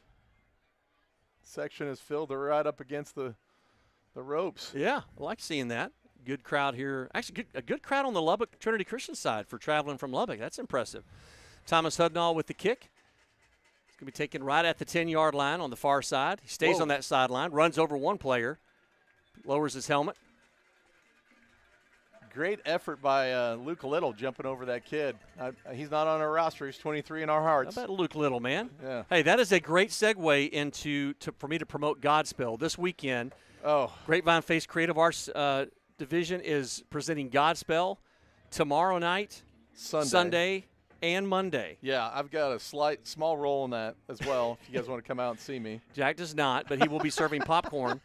But I'm telling you right now, so I stayed for rehearsal a little bit last night. It is laugh out loud funny. Now it presents the gospel. It's got a phenomenal message presenting the gospel of Jesus Christ. But it is a laugh out loud funny musical. I hope if you haven't got tickets, please go to grapevinefaith.com and grab your tickets. There's some left for each performance, I believe. There's a handoff on the right side. Still on his feet, drives forward. They're keeping the ball on the ground here, Jack. Out over the 25-yard line. Well, I think Lubbock probably wants to gain a couple first downs and run some of this clock and maybe get a score in before halftime. Otherwise, they just don't want to be kicking it back to us. Quick scoring opportunities we've shown them already today. Brings up 2nd down and 2 after a 8-yard run on first down. Clock running, 5:26 left here in the first half. Lions lead 28-7. A lot of motion there at the line, shifting to the right side. Man goes out in motion. A little wildcat snap back to the running back. Hit immediately by Luca Lavera. Great job there by Luca getting in between the guard and the tackle and bringing down the ball runner. Bringing down the ball runner, huh? Well, I can't. 13. How about that? Is that better? We've the running man. The running man. We've determined that the roster we have is not accurate, so we're having to kind of just wing it. We're going to get numbers here. I do like Trinity Christian's uniforms. I mentioned that earlier, that red, white, and blue. And yeah, Navy had that same kind of helmet scheme where they had that darker part on the back. Pass here to the near side. Overthrown. Yep. Great coverage there by Charlie Donovan. Yeah, Charlie's having he's got a challenge in front of him with 6'4", 16 in front of him. Yep. But I think he's played a really good game, Trelly. No doubt. Yeah, they're going to continue to try to monopolize Dawson Ashley, their 6'4", 175 junior. Big, tall receiver here on this end. But Charlie's done, as you mentioned, a yeoman's job of keeping him in check. More motion on the front there by Trinity, trying to create an imbalance. Quarterback keeper.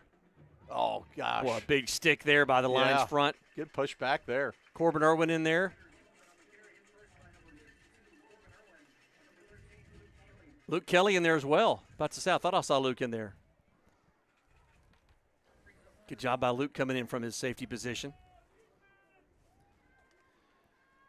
So Trinity with the third down at their own 35-yard line. They need to try to convert here, keep this drive going. Otherwise, the Lions have plenty of time to put more points on the board. Clock running, just over 4 minutes left in the first half.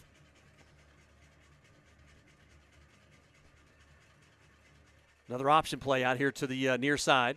Trying to pick up some blocks. Good tackle there by Charlie Donovan, but not until he achieves the line to gain and gets a first down for Lubbock Trinity, so that's going to move the chains.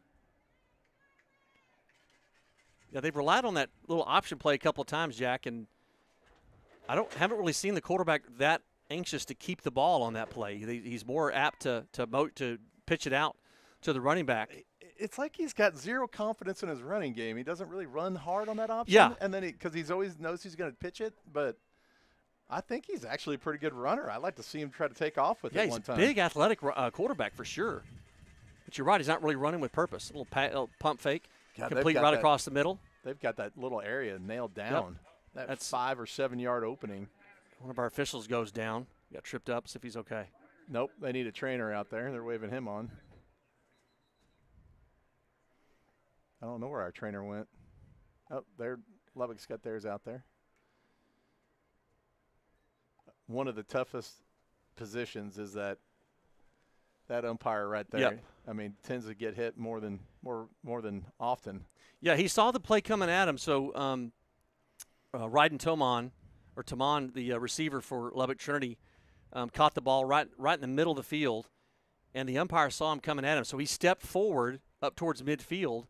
And I don't think he got tripped up by the receiver, Jack. I think it was either a couple of offensive personnel trying to come in and help block, or some defenders trying to come in and make the tackle. He's up and he's okay. Yeah, so that's a good his sign. Right leg, so it looked like he was having some difficulties. Yeah, I think it was a trailing player coming in.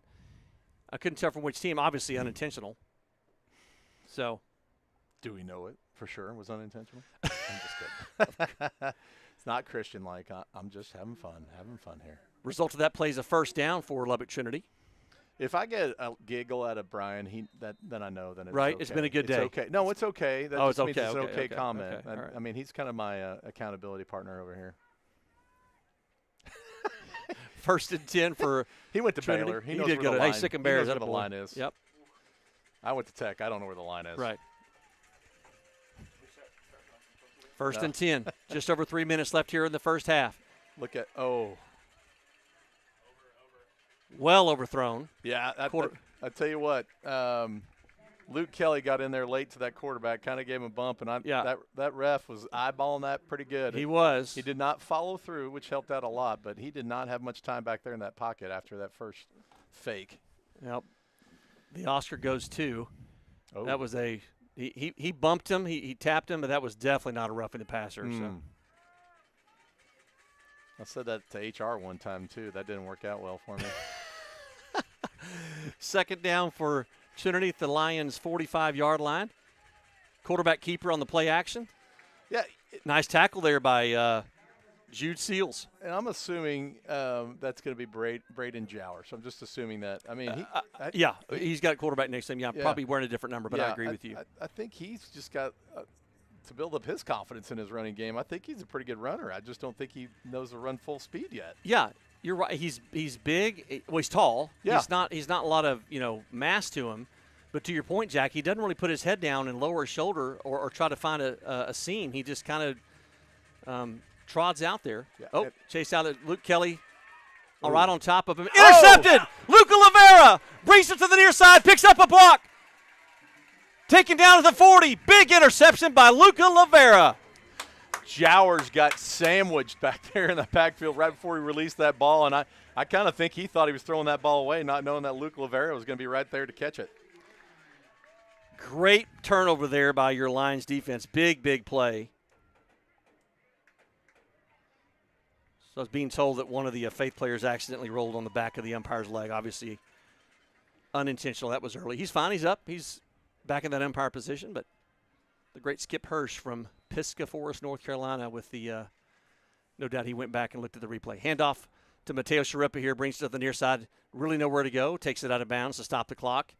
Going to lose a few yards on the play, but not the end of the world on that, Jack, since you stopped the clock. 2 minutes left, so we'll have one more play, at least one more play before the 2-minute warning, as they call it, or I guess 2-minute timeout.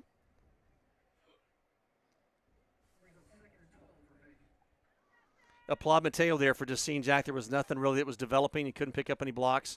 Trinity did a good job of getting penetration, and so he just took it out of bounds, lived to fight another day. 2 receivers split to each side. Again, Cody Bowman in the backfield. Mateo Sharippa next to him. 2nd down and 12. Lions lead 28-7, trying to add to that lead here before the half. Play action pass. Bowman chased out of his pocket here to this near side. Intended for Jacob Montez. Falls incomplete. I'm not trying to I've been totally confident Bowman back there. He looks like he's got some confidence in his game. I think this team is set for next year at quarterback. Yeah, no doubt. Yeah, Cody transferred in last year. I think he got injured last year maybe. Yeah, I think he was part of the last season. Year. Yep. But I think he got hit by Sterling Atkins in practice one time and went down. Sterling Atkins just took him out. out. Viciousness of Sterling Atkins. 3rd down and 12. 2 minutes, 1 second. We'll have one more play here before the 2-minute timeout. Bowman looking to pass. Runs out of the pocket. Still on his feet. Oh, no. Throws an interception. He was going down, threw it right to the Lubbock Trinity defender. Intercepted by number 9. All Cody had to do was just take that ball down to the ground with him. Yeah, it was 3rd down and long. He's trying to make something happen there, Steve, and just kind of I don't even know if he thought he was going to get tackled and just kind of moved on from there. Yeah. What I love, Coach Fuller just grabs him, was about to give him 5, try to give him 5. I said, hey, man, you got this. Got his hand on his shoulder, talking him off the ledge here. So that's going to stop the clock with 1:50 left. That play, there was 2 minutes, 1 second left before that play was run. So Trinity has some time left. They've got 2 timeouts left, so plenty of time if they want to make a run at the another score here. Remind you, stick around for halftime. Our Stories of Faith with Miss Michelle Taylor. She's our Director of Academic and College Advising. If you or a family that you know is interested in finding out more about Grapevine Faith and really kind of what the process looks like, Grapevine Faith has an amazing resource in Mrs. Taylor. She is incredible. I call her the college admissions Yoda. She knows anything and everything about college admissions and what's needed, even down to what school needs what. She's really, really incredible for our families and for our students. She finally figured out you never got that degree you claimed you had, Steve. Dude, I don't know about you. There are times that I'm not kidding. I will wake up and go, I don't think I went to class enough to have graduated and gotten a degree. I really don't. I don't think I had enough hours to graduate from Baylor. I don't, It was so long ago, I wouldn't even know. I mean, I don't even know what to do with my time if I had. I think back in college you didn't think you had a whole lot of time, but you were wasting a whole lot of time. I was, at least. No I don't know doubt. about you, Oh, gosh, yes. I could have bought this ice cream stand that I used to go to every Friday afternoon. But So that receiver on that far side, Jack, again, is, from what I can see, you think he's it's close. He's close. He's not. Look at that side judge. Well, maybe he's moved his foot now. 2 receivers to each side here. Yeah, it's close. Jalvers back to pass. Complete to number 13 across the middle of the field again. Luca Lavera with a nice tackle. What is going on fighting down over there? the ball right now. Just tell them it. Yeah, I think if I'm going into halftime, the coaches, defensive coaches, they should be looking at whatever play that is, that they're getting open wide across that 7-yard mark, Steve. Yep. So Trinity looking to put some more. It seemed like they were content, Jack, just to run the ball earlier. They were handing the ball off and had a couple of, like a quarterback draw. Now, I like something Lubbock Trinity Christian's doing. They've got an electronic numerator board over there calling in the plays. Not like, Oh, big play there. Gosh, Great play. Who was that? Was that Charlie? No, Luca Lavera again. Luca really standing up this game, man. He's got an interception and several big tackles already here in the first half. Watch it. They got the electronic board over there by the first down marker, or by the first down spot. You like Calls that, don't you? I do. I mean, it's not going to blow away.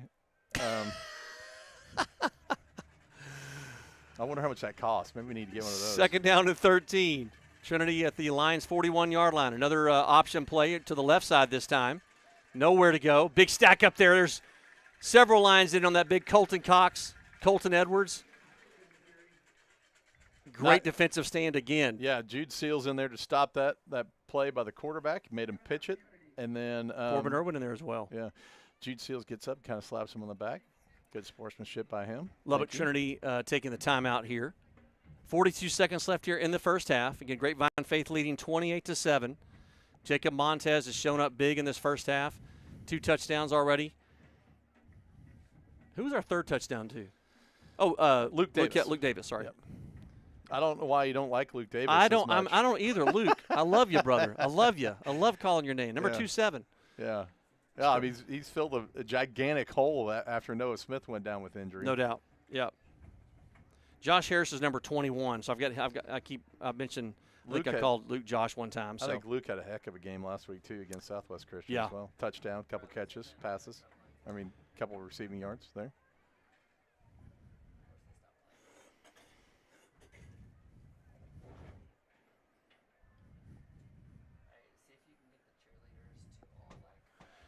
All right, Trinity back on the field. The Lions to follow. 42 seconds left here. Again, 28-7. Grapevine Faith leading. Big third down here, Steve. Trinity does have one timeout left. Yeah, this is a big third down play for both teams. Well, it's 4-down territory, but no still doubt. Third down. 3 receivers here on the near side for Trinity. Single setback, 1 receiver on the far side. Back to pass. Good protection. Pass here to the near side. And yeah, that was either an overthrow or a misrun route. He's been eyeing Ryden Toman. That has been his primary target. Ryman's been a very, very effective receiver for them, number 13. Yeah, right across that middle, though, is where he's found found his gap. And Dawson Ashley's been finding that deep sideline route. Incomplete pass stops the clock with 36 seconds left here. So 4th down. Trinity will go for it here.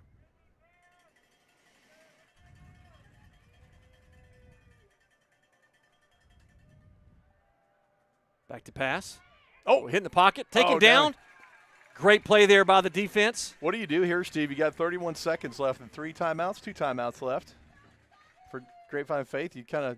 Well, the clock has stopped momentarily, I guess, to move the chains. Well, I wonder if they're going to restart the clock. Well, they're not moving very fast with Mark Edwards over there, that's for sure. I don't know if they're going to restart it once they get the chains in position or if it stops on the change of possession. Oh, it stops on the change of possession, okay. Yeah. You can come up at halftime. Stories of Faith with Mrs. Michelle Taylor, along with performances from, would assume, the Lionettes and from your Grapevine Faith cheerleaders. We'll have those first, and then we'll go to our Stories of Faith. The great Brian Partridge, our producer-director, is all over it. Cody Bowman. Pass back to Charlie Bunch. That's a live ball. That is a live ball. Yeah, that ball. That is a lateral. Yep. They were throwing back to Charlie Bunch. I think they were setting up some sort of wide receiver pass. And yeah, Charlie's got to keep in mind that that's a live ball when you step back like that. It's almost like Charlie didn't even know that was a throwback. Now the clock is running, but the ball went out of bounds. So I'm confused. The officials are trying to get them to run the clock. I don't understand why that is. Yeah, it should be the ball went out of bounds. Nope, they're running it. Okay, well, Lions do have 2 timeouts left. Bowman back to pass here to the near side to Jace Walker. Picks up some blockers. Still on his feet. Breaks a couple tackles inside the 35-yard line. Timeout. Yep, there's Fuller quickly with the timeout. 10 seconds left here. Nice play there by Jace Walker. Boy, this would be fun to see a field goal finally this year. Have we had a field goal? From Hudnall? I don't think so. Yeah. We did have an attempt, right? That got. I'm okay with the touchdown too, Jack. Well, I am too, but I mean, I wouldn't mind getting one more play and seeing what you can do with it, and then calling timeout again. Well, the Lions here with a chance. 10 seconds left. They lead 28-7. 10 seconds left here in the first half. And we mentioned they had 2 timeouts, so they're down to 1. Each team has 1 timeout left here.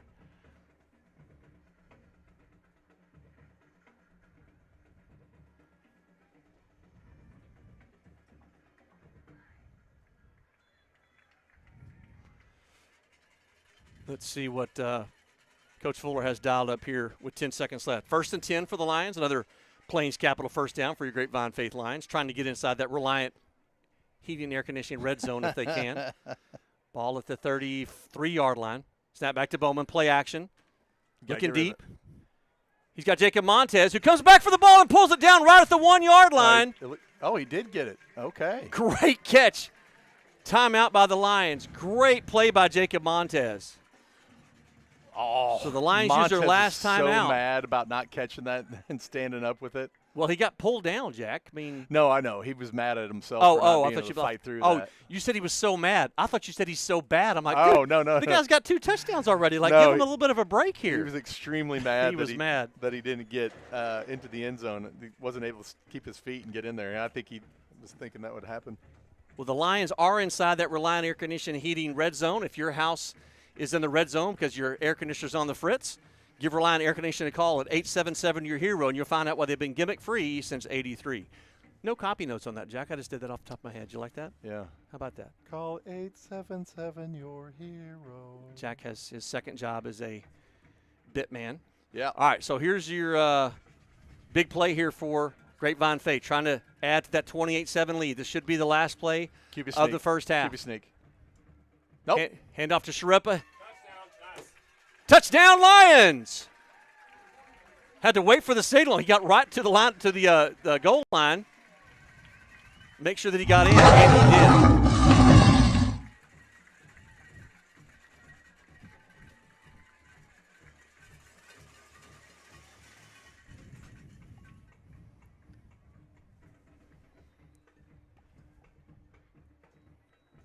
Thomas Hudnall in to kick the extra point. This would give the Lions a 35-7 lead here at halftime. Jack, I don't know what you scripted for this coming into this game, but I think you've got to be thrilled with the a 35-7 lead at halftime. Absolutely, and as we said, it was a must-win game today. No doubt. Okay, Steve, we got to hurry because we don't have a full. We are going to have a full halftime. Okay, there we go. Do you think we're only 15? Yeah, I was going to sprint down to the bathroom, get my pizza. You got time. I got to go sign these autographs. I got to get out of here. Okay, sorry, Steve. You're good. All right, so our score at halftime: Grapevine Faith Lions 35, Trinity Christian Lions 7. You're watching Grapevine Faith Sports on the Grapevine Faith Sports Network.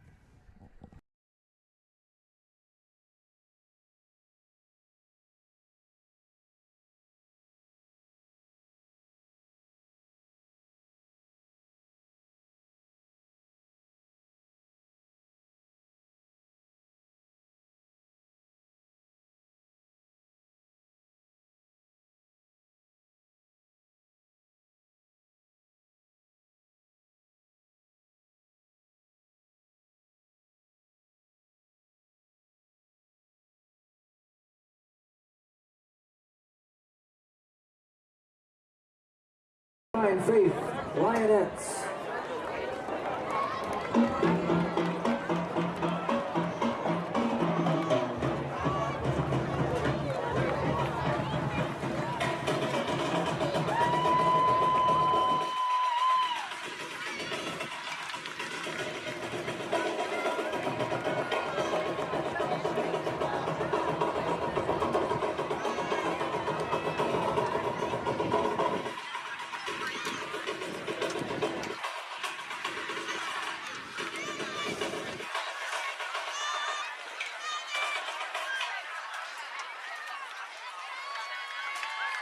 Under the direction of Hannah McClendon and Gabby Robles. The officers are Chaplain Francesca Matrani, Social Officer Ash Eckhart, Dance Officer Adelie Kahn, and Captain Ruby Clark. And the Lionette of the Week is awarded to Annie Elder. The Lionettes will now entertain you with their Streamer Jazz routine.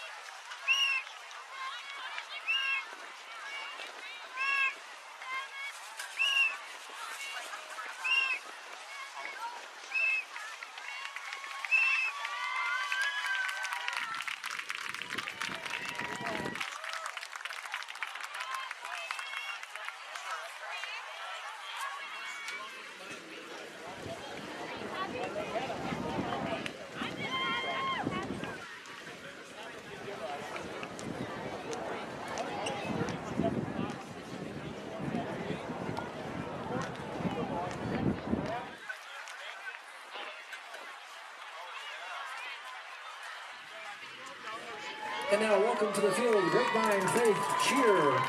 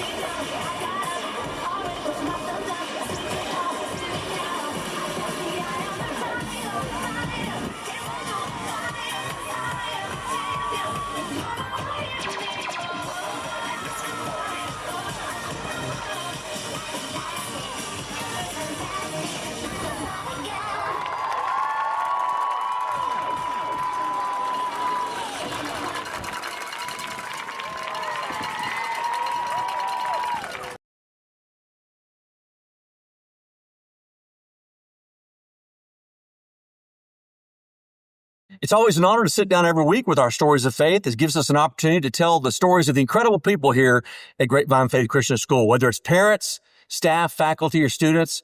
We get a chance to introduce you to some of those amazing people and what makes Grapevine Faith so special. And one of those people that makes Grapevine Faith so special is this person I'm sitting down with today, and that's our Director of College and Academic Advising, Mrs. Michelle Taylor. So, Ms. Taylor, thanks for taking time to sit down with me. Sure, thank you. Well, there's a lot to get into with regards to your role, but for those that watching that may not know you, let's start with a way of introduction. Tell us a little about you and your family. Okay, have been married for 43 years. I have 2 sons, 2 daughters-in-law, and we have our first grandbaby who is 26 months old, which means he's still perfect. Of course, hasn't gotten those really challenging ages just yet. That's Not awesome. Yet. No. Well, we started at Faith 8 years ago, and I had no idea who Mrs. Taylor was. And if you have kids at Faith that are younger than ninth grade, you probably don't have a true appreciation for what she does. But now that I have a junior and a senior here at Grapevine Faith, believe me, we have a huge appreciation for what you do. So tell us about your role and what you do here at Grapevine Faith. Our office walks students and families through the college research and application processes.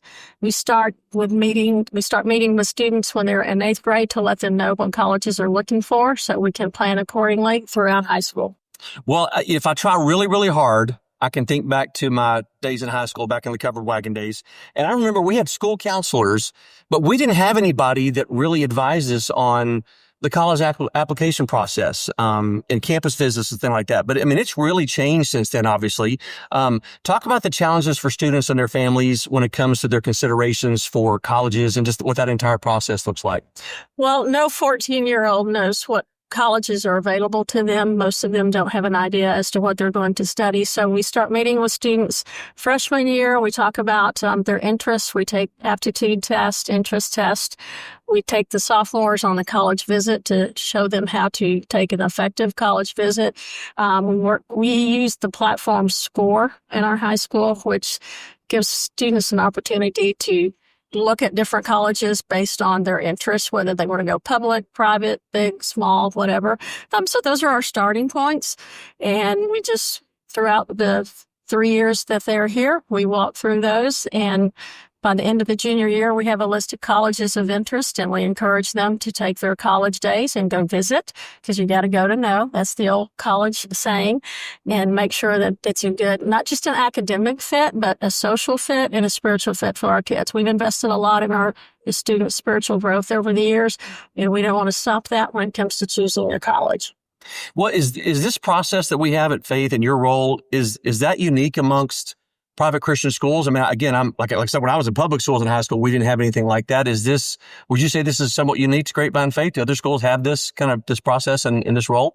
I think most Christian private schools have someone in this role. Yes, I hope so. It's more difficult when you get into the public schools, obviously. We are very much one-on-one with our students and trying to find that perfect fit so that they can fulfill God's call on their lives. And we have the greatest job on campus. It's the most fun. We are excited when our students are accepted, and we celebrate every acceptance for each student. So the game has changed tremendously over the years, for sure. So college counseling probably didn't even happen. I don't recall it happening when I was in public school many, many years ago. But things are very, very different today. What would you say is the biggest misnomer, or maybe a better way to say that is, what's probably the most misunderstood by families when it comes to getting their kids prepared for college? And, at this point, like if they have a junior, even a sophomore, anybody in high school, what do you think is probably the biggest misunderstanding that parents and families have with regards to that college application process and getting their kids ready for that? I think it might be helping them find that fit. A lot of parents come in with the idea that because they grew up liking a particular school or graduated from a particular college, that's where their students should be. And so a lot of kids come in thinking that they were born to be you put in the school name, okay?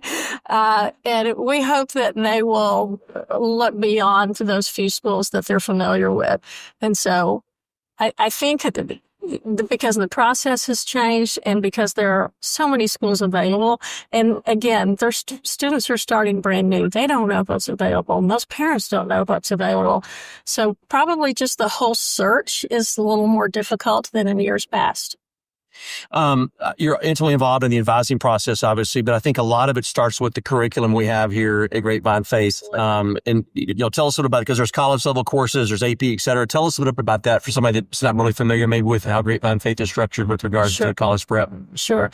We offer 38 different accelerated classes, 9th through 12th grades. We offer accelerated classes in all of the core classes and additional ones. Many of our students will leave here with 15 to 18 hours of college credit behind them by the time they graduate based on their dual credit or AP classes. So there's that track for the student the high-end student who's interested in more selective colleges. paired with their strong transcript, they're going to have those high ACT or SAT scores, which colleges are turning back to requiring these days. Not all of them. They will always be optional at many schools, but and then for the student who is never going to take an accelerated class, there's hundreds of colleges that that will be a good fit for them. So with over 3,000 traditional colleges and universities available, there's a lot of places that our students will fit. For those students who are interested in the selective schools, though, all of our students are prepared for college level work. You can't help it. They don't have a choice in the strength of their transcript as a high school student here. But those who are looking at the selective schools, they get there. Well, back to my high school days, you touched on it just now, that ACT, SAT score. Back when I was in high school, that's really all they looked at. But now we talk about at Grapevine Faith, the students are building their resume over the course of their time here. Right. And that, the standardized testing is important. And you said some are going back to that, but they're also looking at the whole student, aren't they?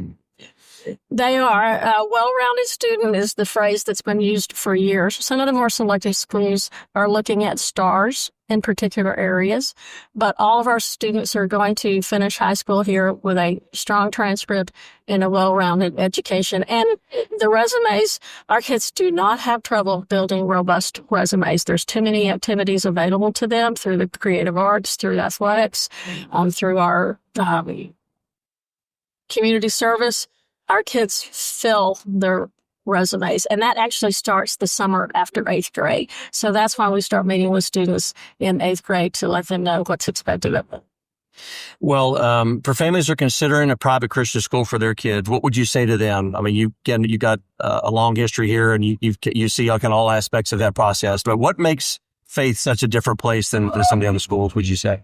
I think the distinctly Christian aspect is huge.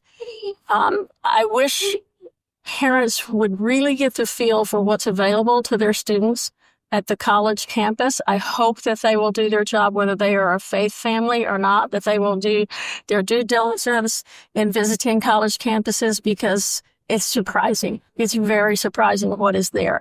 The Christian culture should make a difference certainly for families of faith. And at Faith Christian School, the investment that they put into their children here, I hope that they will carefully consider the spiritual culture of the colleges, because it's a different world today. Mm-hmm. Well, Faith is unique and special because of her people, people like Mrs. Taylor. If you or someone you know would like to find out more about Grapevine Faith, you can visit us at grapevinefaith.com to get that information or to schedule a visit to one of our campuses.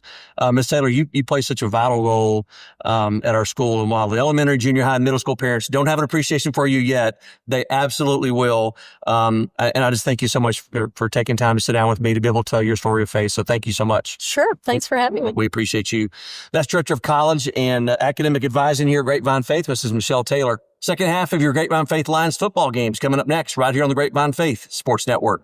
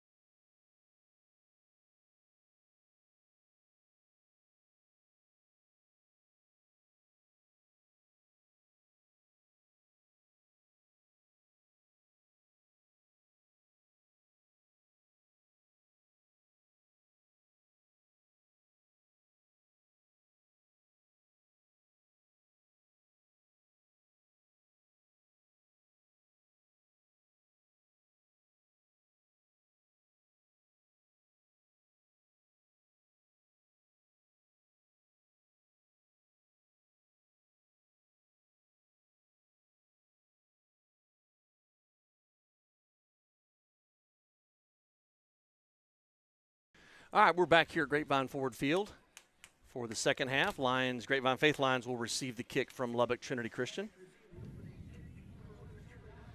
Grapevine Faith Lions leading 35-7. They touched down just as time expired, up 28-7, and were able to capitalize on a couple of Trinity mistakes. Little squib kick taken like a little ground ball taken there by Charlie Bunch at the 40-yard line. Not going to mess with that deep ball, are they, Steve? Nope. They know better than to kick to Jacob Montez.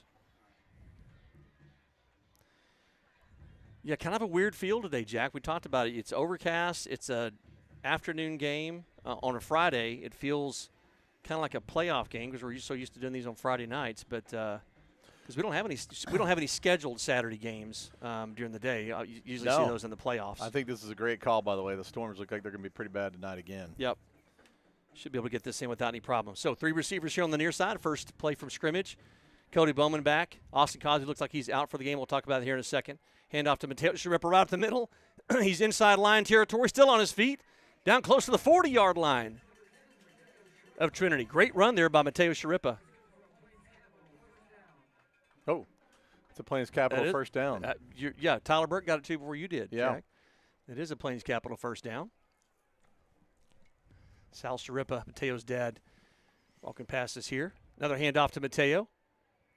Good play there by the Lions front, defensive front. Stopped him right at the line of scrimmage. Maybe a half a yard, maybe a yard gain, but good defensive stand there on first down by Trinity.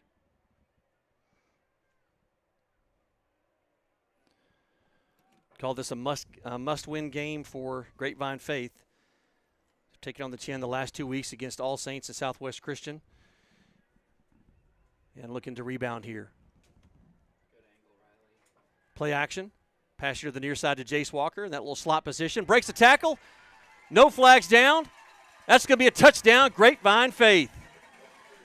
Jensen got out there pretty good. He just got outrun by the receiver. He tried. He was hustling. Well, a minute into the second half, the Lions put another touchdown on the board. So seeing more of what we saw in those first 4 or 5 games with this Lions offense. We talked about earlier, Jack, about Cody Bowman's confidence coming in as a backup. Austin Cosby got hit helmet to helmet outside the pocket on a play about halfway, maybe early in the second quarter. And no penalty call, but he is, under abundance of caution, is done for the day. But Cody Bowman has definitely stepped in and very confidently taking control of the offense, and they score on their first, less than a minute on their first possession of the second half. Yeah, the other thing that was important, too, is Bowman got some playing time early in the season, too. Get some real life experience out on the field, and that's probably helped him as well today. Lions in there. This is the first time they've worn these uniforms this year. The navy jerseys, the white numerals, the gray pants. No. Yes, it is. Was it opening day they wore the gray No, pants? because they had the white tops in those with the gray pants, I believe. Okay. Lions on the road next week to face Midland Christian. That'll be a very, very tough matchup. There's no question about that. Trinity Christian, 2 road games for them, Jack. So they're here this week, and then they're on the road next week at Southwest Christian. Man, the schedulers didn't really do them any favors, honestly, giving them back-to-back road trips to the Metroplex. No, I saw that they played All Saints last week, and I thought they played them here. I was like, golly, they got to come back 2 weeks, back-to-back weeks. But they do, but it's not with All Saints. All Saints have to head out there. Yep. And I get they flip-flop the Midland Christian, Lubbock Trinity Christian games. We were at at Lubbock Trinity last year, and then home against Midland and flip-flop this year. But a tough draw there for Southwest Christian having to go on the road back-to-back here to the Metroplex. Ball lands at about the 25-yard line and great coverage. Down. Yeah, good coverage there. Kind of a little, wasn't a sky, like a really high kick. But the special teams gets down there and covers nicely. Again, just underway here, just a minute in, really. And the Lions have taken a 42-7 lead over Lubbock Trinity. Yeah, Jack, we were trying to make sense before game of how Trinity Christian played All Saints to a 38-30 final, scoring 30 points on them, but also, being within 8 points. Mm-hmm. So the pass right across the middle. Another interception for Luca Rivera. He's at the 30, cuts back to the middle of the field. Still on his feet. Finally taken down at the 25. But that's Luca's second interception of the day. They were looking for that pass play a little bit deeper this time too, Steve. It's more like a 12 or 15-yard kind of route. Yep. I think the coaches definitely talked at halftime and said, man, their favorite play is number 13 right across the middle.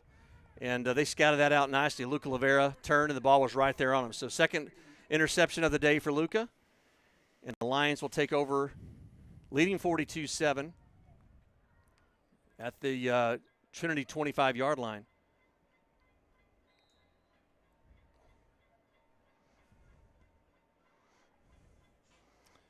Bowman with the empty backfield.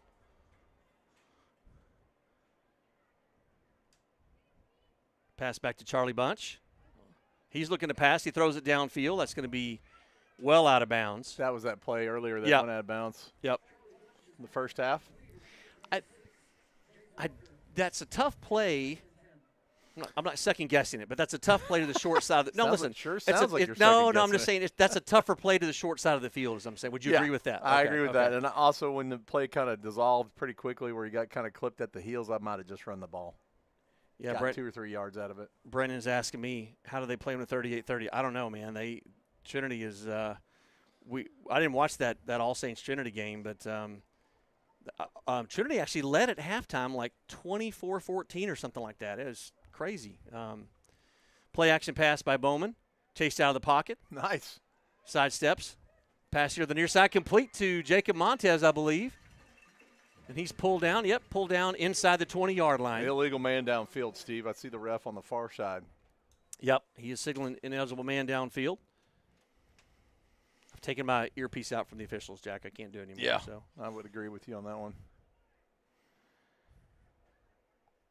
Yep, Coach Blair just let him know, man. You got to stay engaged with that on that play. It was a hard play.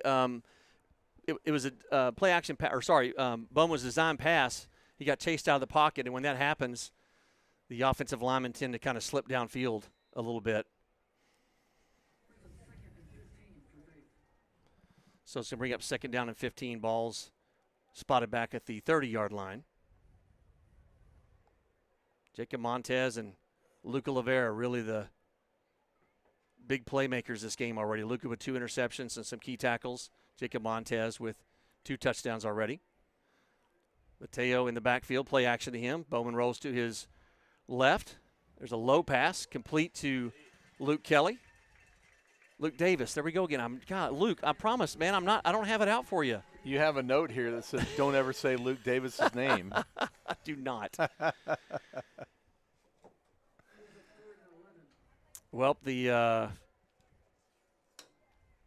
kind of designed rollouts. The last 2 plays haven't really accomplished a whole lot of positive yardage for the Lions.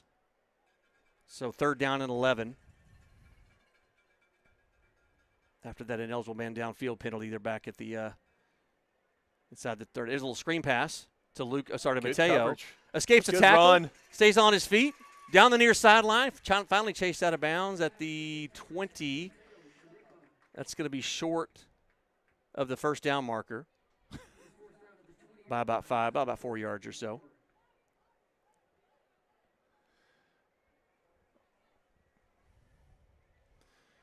So their offense stays on the field. I saw Hudnall kicking from 47 out there. Design roll out to his right. Bowman throws back, complete to Charlie Bunch inside the 10-yard line. He's taken out of bounds at about the 6. Wow, veteran move there with that kind of the stiff arm to push that defender down while he's throwing the ball. Lions will have first and goal from the 6-yard line. Yeah, it looked like Cody got chased out of the pocket. It was a design rollout, this time to his right. And Charlie came back. I think his original route had him going back towards the end zone, but he came back to get that ball. Pass out to the side again to Charlie Bunch. Looking for some blockers. He goes in easily, untouched. He never into was the end touched. zone. Untouched. Wow. Gosh. Touchdown Lions. Goodness gracious. Man, I didn't envy Trinity having to travel the way that they did, having to come in last night.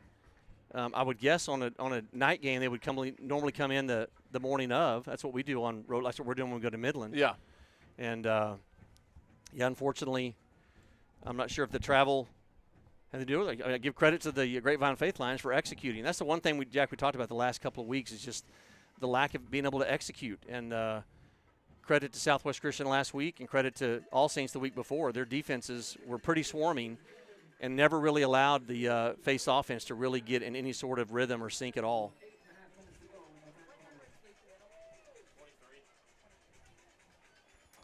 Grapevine Faith flag crew coming across. Reminder, if you haven't got your tickets for Godspell, that's this weekend. Again, I have a small part, so if you want to come see me in Godspell. Great performance and presentation of the gospel, and it's really funny. I stayed in for rehearsals last night and saw it, and it is laugh out loud funny. Very clever, but obviously great message. That'll be tomorrow night at 7:30 on Sunday at tomorrow night at 7, Sunday at 2, Monday night at 7:30. That's at the Creative Arts Center at Grapevine Faith.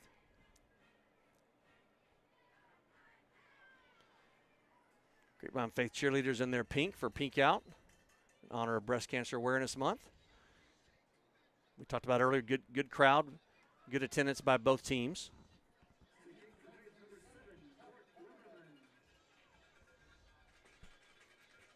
Oh, gosh. Hits number 24 and bounces off him. He's able to pick it up, and he's swarmed down, taken down inside the 30-yard line. Yeah, he was the one that kind of tried to field that first kick as well. Having a little difficulty getting a handle on it. Neither team, there's Thomas Hudnall with his helmet coming off. Thomas Hudnall in there on the tackle. Attaboy, Thomas. Neither team wanting to kick the ball deep. I don't think Coach Morgan enjoys seeing Thomas Hudnall. No, I was going to say. Tackle. Yeah, he's like, stay away. Your job is to kick, and that is it. Thomas has a bloody nose. Oh. Like, he got his helmet taken off. He's over at the trainer's table. He's got a bloody nose. Good grief. All right, 1st and 10 for Trinity. Inside handoff right up the that's a play action and then a pitch to the outside. That's a good decision on that Completely pitch. Had me fooled. I was looking at the fullback taking it up the middle and that little belly fake. Yeah, that was good use of the option on that play. Good run there. Over there. Yep. Good blocking downfield by Lubbock. Well, they're not panicking, Jack. They're not like trying to throw bombs all of a sudden. They're going to be somewhat methodical about this. At least it looks like it. First down run there, so brings up first down for Trinity at their own 42-yard line. The inside handoff drives the pile forward out over the 45. Yeah, it might be the same mentality we had against All Saints. Let's just win the half, Just get out there and let's play hard and score some points. Well, the clock, with the 42-point lead, the clock will run unless Lubbock Trinity can cut that lead to less than 40. I believe it goes back to a stop clock. Here they are back to pass on 2nd down. Pass on that far side. That's got to be a flag? No penalty. Coverage. Yeah, good coverage. Now, I couldn't see what Cannon Hunter was doing on the other side, but it looked like he was kind of pulling him down, but we'll take it. There was a little bit of kind of high-fiving back and forth there. Oh, okay.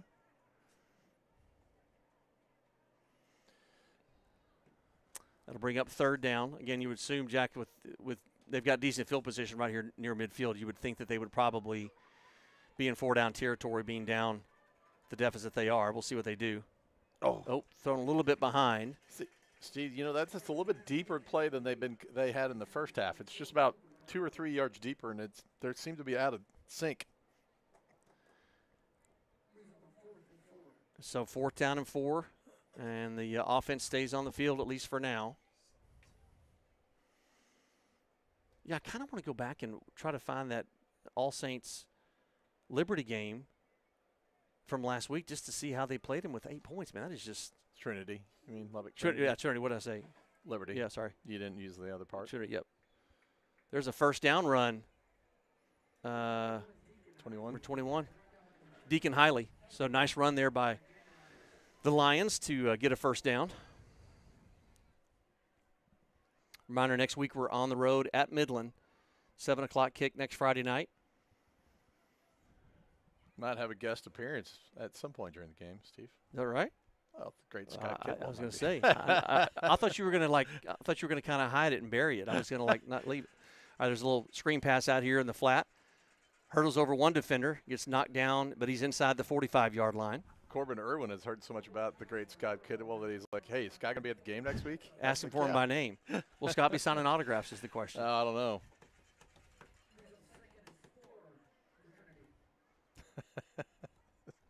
That kid, that's Fred Boyce's younger body right there. Oh. 3 receivers here on the near side for Trinity. It's inside handoff. Trying to get that ball out of there, Steve. I like the aggressiveness on defense. Yep. We played a pretty good game defensively tonight. They have. They really have. They forced a couple turnovers, 2 interceptions by Luca Rivera, and a fumble recovered by the Lions defense. Yeah, and the defensive line has played great today. Put a lot of pressure on the quarterback when there's throwing downs. 3rd and 1, the quarterback keeper. Jowers drives forward. He's got more than enough for the first down. Clock continues to run just right at 3 minutes here. Actually stopped. There we go. 3 minutes left here in the third quarter. Grapevine Faith leading 49-7, excuse me.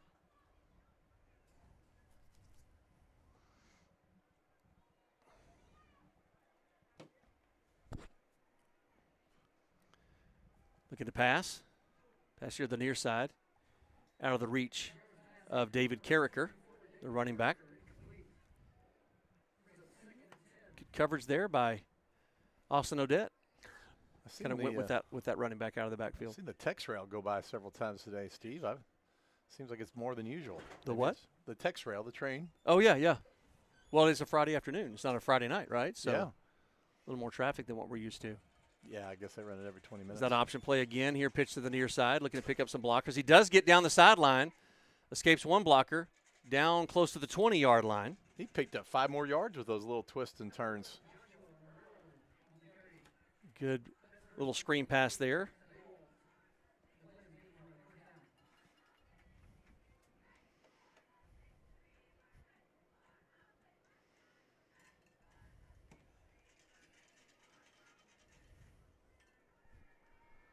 The great Tammy Peden reminds me that you can still give to Faith Gives on the Grapevine Faith website. Yeah, don't go ahead and give if you like this broadcast. Pass here to the corner. Yep, Charlie. he got tangled up in the pole vault pit. Charlie kind of gave him a little tap on the back with his hands and then pulled his hands back like, hey, that wasn't me. So.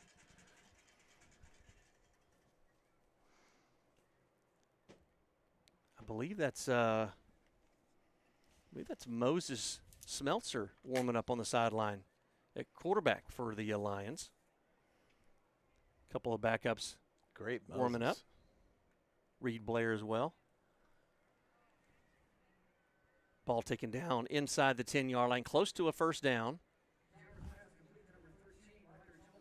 Clock continue to run here. Less than a minute here in the third quarter. So 3rd down. So they get a little different package. I think this is that Wildcat package that they run, Jack, because Jowers came out of their starting quarterback along with a couple of the guys just exited to the sideline. So I think they've got kind of a Wildcat pack. They've got like 3. Yeah, they've got kind of a I formation, and then somebody slides off to the side. 2 guys go in motion. Yep. It's a little Wildcat there to 21. Oh, great play there by Austin Odette to get in the backfield. Huge play by Austin. Swarming D right there, Steve. Kind of had that thing sniffed out pretty quickly. Yeah, I'm seeing several guys going to get Smitzer Head out there snapping the ball. Might get some action at center. Well, that's going to be it for the fourth quarter. Your Lions lead 49-7. Headed to the fourth. Jack, we talked about it. You're really needing a must-win from the Lions, and I would assume that they're going to get it if you're up 42 going into the last quarter with a running clock. But I think you've shown that you can effectively move the football. And, again, this is without Noah Smith in the lineup. You've used all these other weapons that you've had at your disposal. Yeah. I mean, Luke Davis, I don't know if you know him, Steve, number 27. He's filled in it very admirably for Noah Smith while he's been out. No doubt. We appreciate our sponsors who help promote and support Grapevine Faith Athletics. Take a listen to one of them from right now. As the Texas heat gives way to cooler days and chilly nights, the comfort of your home depends on a reliable heating system. At Reliant Air Conditioning, we ensure your warmth without worry. Just as we keep you cool during the summer, we're committed to keeping you warm through the winter without the gimmicks. Call us at 877-YOUR-HERO and let Reliant Air Conditioning provide you with warmth without worry. Back here for the fourth quarter at Grapevine Ford Field on the campus of Grapevine Faith Christian School. The clock is already running, Jack. Yeah, I saw that. I didn't know the rules, but yeah, they didn't waste any time. So great, Coach Morgan in there on the clock. Thank you, Coach Morgan. So 4th and 1 for Trinity.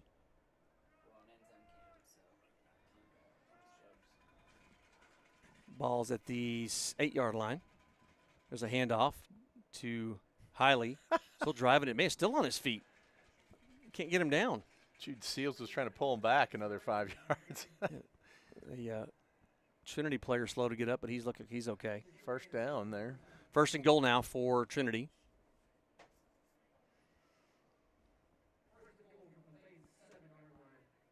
Yeah, I think this would be exciting to see some of these underclassmen get in the game and get some playing time. Well, Jacob Montez with just another monster game. 2 touchdowns. Luca Lavera with 2 interceptions on the defensive side of the ball.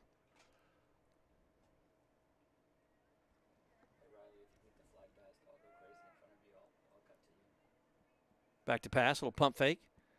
Incomplete.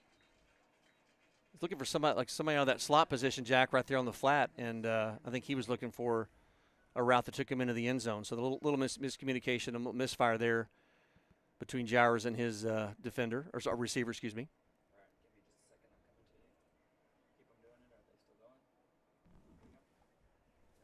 Nine minutes, 30 seconds left in the game. Jowers back to pass. Oh. Pretty good play call there. Yep. Good coverage by Charlie. Just he had to throw it there just so it wasn't in the vicinity of Charlie and hit the receiver's hands and bounced out. So no, that's right. He's the same. I was about to say they've switched, but Charlie's been on him the whole game on that side. Charlie's done a great job on that. He sure really, has. really big, tall, yeah, athletic receiver in Dawson Ashley, and Charlie's done a great job on him today. There's an option play. Ball's down on the ground, picked up. That is Walker Little. No flags on the play, and they're not going to catch him. That's going to be another touchdown, Grapevine Faith. Wow. What a turn of events right there, Steve. You knew that option play was going to bite you at one point, I'm sure. Yeah, you were hoping on our side, I should have said. Not maybe you weren't thinking that was going to happen on. Well, is that something they scouted and talked about it at halftime as well? Like, hey, you see this formation, this is what they're typically going to run out of it. And was it Walker that got his hand on the ball to knock it loose? Did not see that. Take a look at the replay here from our end zone camera. No, it was 56. Jude Seals. No, Jude Colton Seals. Edwards. Yeah, Jude Seals. Colton's 54. Jude is 56. Yep. Jude did a good job of getting his hand on the ball and knocking it back, and Walker did the rest. Yeah, I got a text from one of his fans that kept saying, stop calling him number 56 because that's 54 for Colton Edwards. That extra point is good, so the Lions extend their lead 56-7.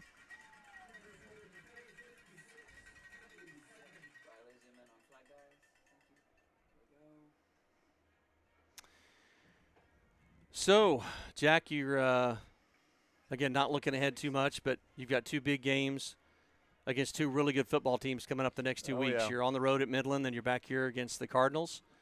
I don't know. You just got to strap the helmets on, strap the shoulder pads on, and go at it. Yeah, and like I said earlier too, that loss last night by Southwest Christian kind of opens up the division a little bit to the second, and fourth place teams, whatever they ended up. Yeah, it's a little bit tighter now. Yeah, I mean, before you really had no room for error, and not that you have room for error, but we still got to win one of those last 2 games. I'm really looking forward to that 4th Christian game. I'm looking forward to the Midland game. Sorry, I shouldn't have said it that way, but forget Midland. Yeah, one out of those 2 last games we got to win. Yeah, you've got All Saints at the top, 3-0, Midland Christian and Cardinals at 2-1 in second place. Thomas Hudnaw with the kickoff through the end zone, be a touchback. Southwest Christian at 1-2 in district, so they're got that hold on that fourth spot in district. Trinity Christian at 0-2. Lions will go to 1-2 after this.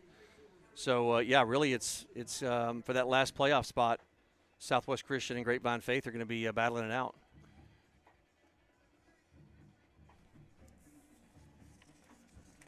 If you're looking for their schedule, I've got it. You're looking at Southwest Christian's schedule. Sorry, I thought you were looking at Southwest Trinity's. Christian has a bye next week, right? No, they're playing. They're at home against Trinity. Okay. And then they're on the road at All Saints. Okay. So tough, yeah. Tough last game for sure. Tough last game for sure against All Saints on the road. There's another option play. They're running that again. The ball's on the ground again. And we got it. And the Lions got it again. 65. Colton Cox jumps on that one. Boy, the cards are just not falling the way that they should for Trinity.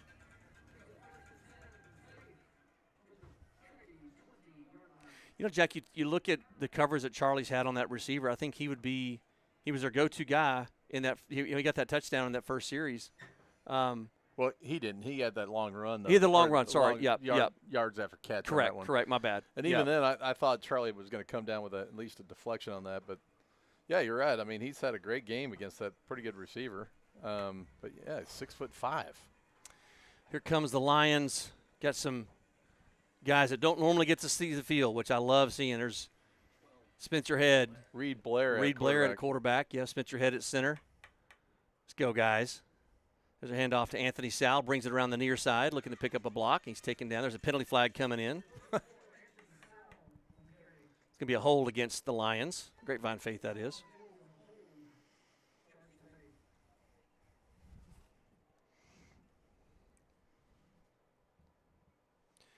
So that's going to back him up 10 yards. Boy, it's hard to even give a start of the game to it, but you got to give some props to Cody Bowman for stepping in. Yeah. I saw his dad Steve at halftime and told me he was doing a great job, man. He's really stepped in, not just today, but other times where he's had to step in. Jacob Montez, what a great game he had today. Gosh. Luke Olivera. Mateo Sharippa. Mateo he doesn't have a touchdown yet, emphasized yet, but Mateo has just run the ball so effectively and really kept the Trinity's defense honest. You know when you've gotten deep in your roster when you're sending kids out there with no decals on their helmets. That's right. There are a couple out there. 81, I'm not even sure who that is. 41. I don't know. Yeah, we don't have the roster that deep. 81 is Travis Bunch. Travis Bunch. Travis Bunch, the younger brother of Charlie Bunch, number 2. 41. Brogan Brogan Hughes. Mr. Historian over here. He's got them all. They're all in his class, Jack. Little pump fake. Pass complete. Oh, to Bunch. He's taken down. He goes back to the 20. They'll give him forward progress. That is enough for a first down, but a great pass there by Reed Blair. That was a really good passing catch, and I tell you what, Bunch kind of ran into a brick wall and still held on to he that did. ball. Yeah, that ball. He did hit a wall very quickly.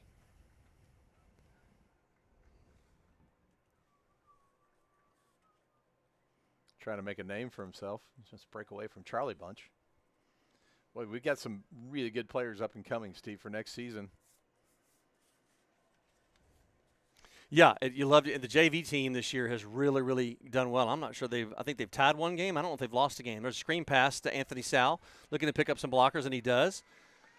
Defender actually drives him farther down inside the 10-yard line, so it's going to be first and goal for the Lions. Blair looks incredibly comfortable back there in the pocket. I know we're playing different second team and third team probably for Lubbock, but my goodness, he looks comfortable back there. I'm really impressed with Bowman, and I'm really impressed with Blair, how comfortable they are back there without having much playing time. Showing a lot of confidence, no doubt. It's going to be a timeout, official timeout for something. Clock. It's a 2 minute timeout. Oh, okay. So there's 2 minutes. I looked up. I'm like, how much time is left? Only 2 minutes left here in this game. Grapevine Faith Lions lead 56-7. It's good that Sterling Atkins will be around next year again to help this team out. I've seen your grades, son. I'm messing with the great Sterling Atkins. I'm just messing with his Sterling. mom's trying to figure out what you're saying. Yeah. Yeah, I was wondering, they called official timeout. I'm like, what's the clock stop for? But, 2-minute timeout here. So these refs can get back to work if their real jobs. I guess, right? Hey, I might do the same. Appreciate them. They did take time away from their regular 9 to 5s to come out. Yeah, and those of you in the broadcast class, Mr. Partridge will be teaching a class after school at 3 o'clock. Yes, you better be there. You better be there. He's taking his time to leave early today.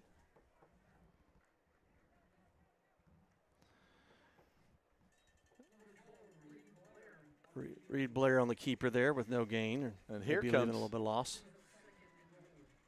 Here comes Smeltzer at quarterback. Two of them out there. I don't know what's going to happen with this play. Moses Smeltzer. Yeah, we mentioned earlier the JV team has really had a lot of success this year. I don't think they've lost a game and may have tied one. So, snap back. Moses on the keeper. Spills forward to inside the 5-yard line. It's going to bring up 3rd and goal. Moses was looking for that C to be parted right there, Steve. He Yep. just couldn't get through there. But, hey, proud of me. Yeah, that was good. I just saw that. Oh, wow. How did I miss that? How did I miss that? Oh, well, man. you've been waiting. You were just waiting on that, weren't you? Just waiting.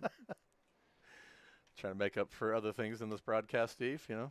Blair stays in the backfield. There's Moses. Handoff to Reed. Does the little dipsy-do there. Goodness gracious, what a run that was. Yeah, it was like he did a little hee-haw kind of to his left and then to his right and then back to his left and finally up the middle. And yeah, it was like a square dance going on down there. Just waiting for that C to part.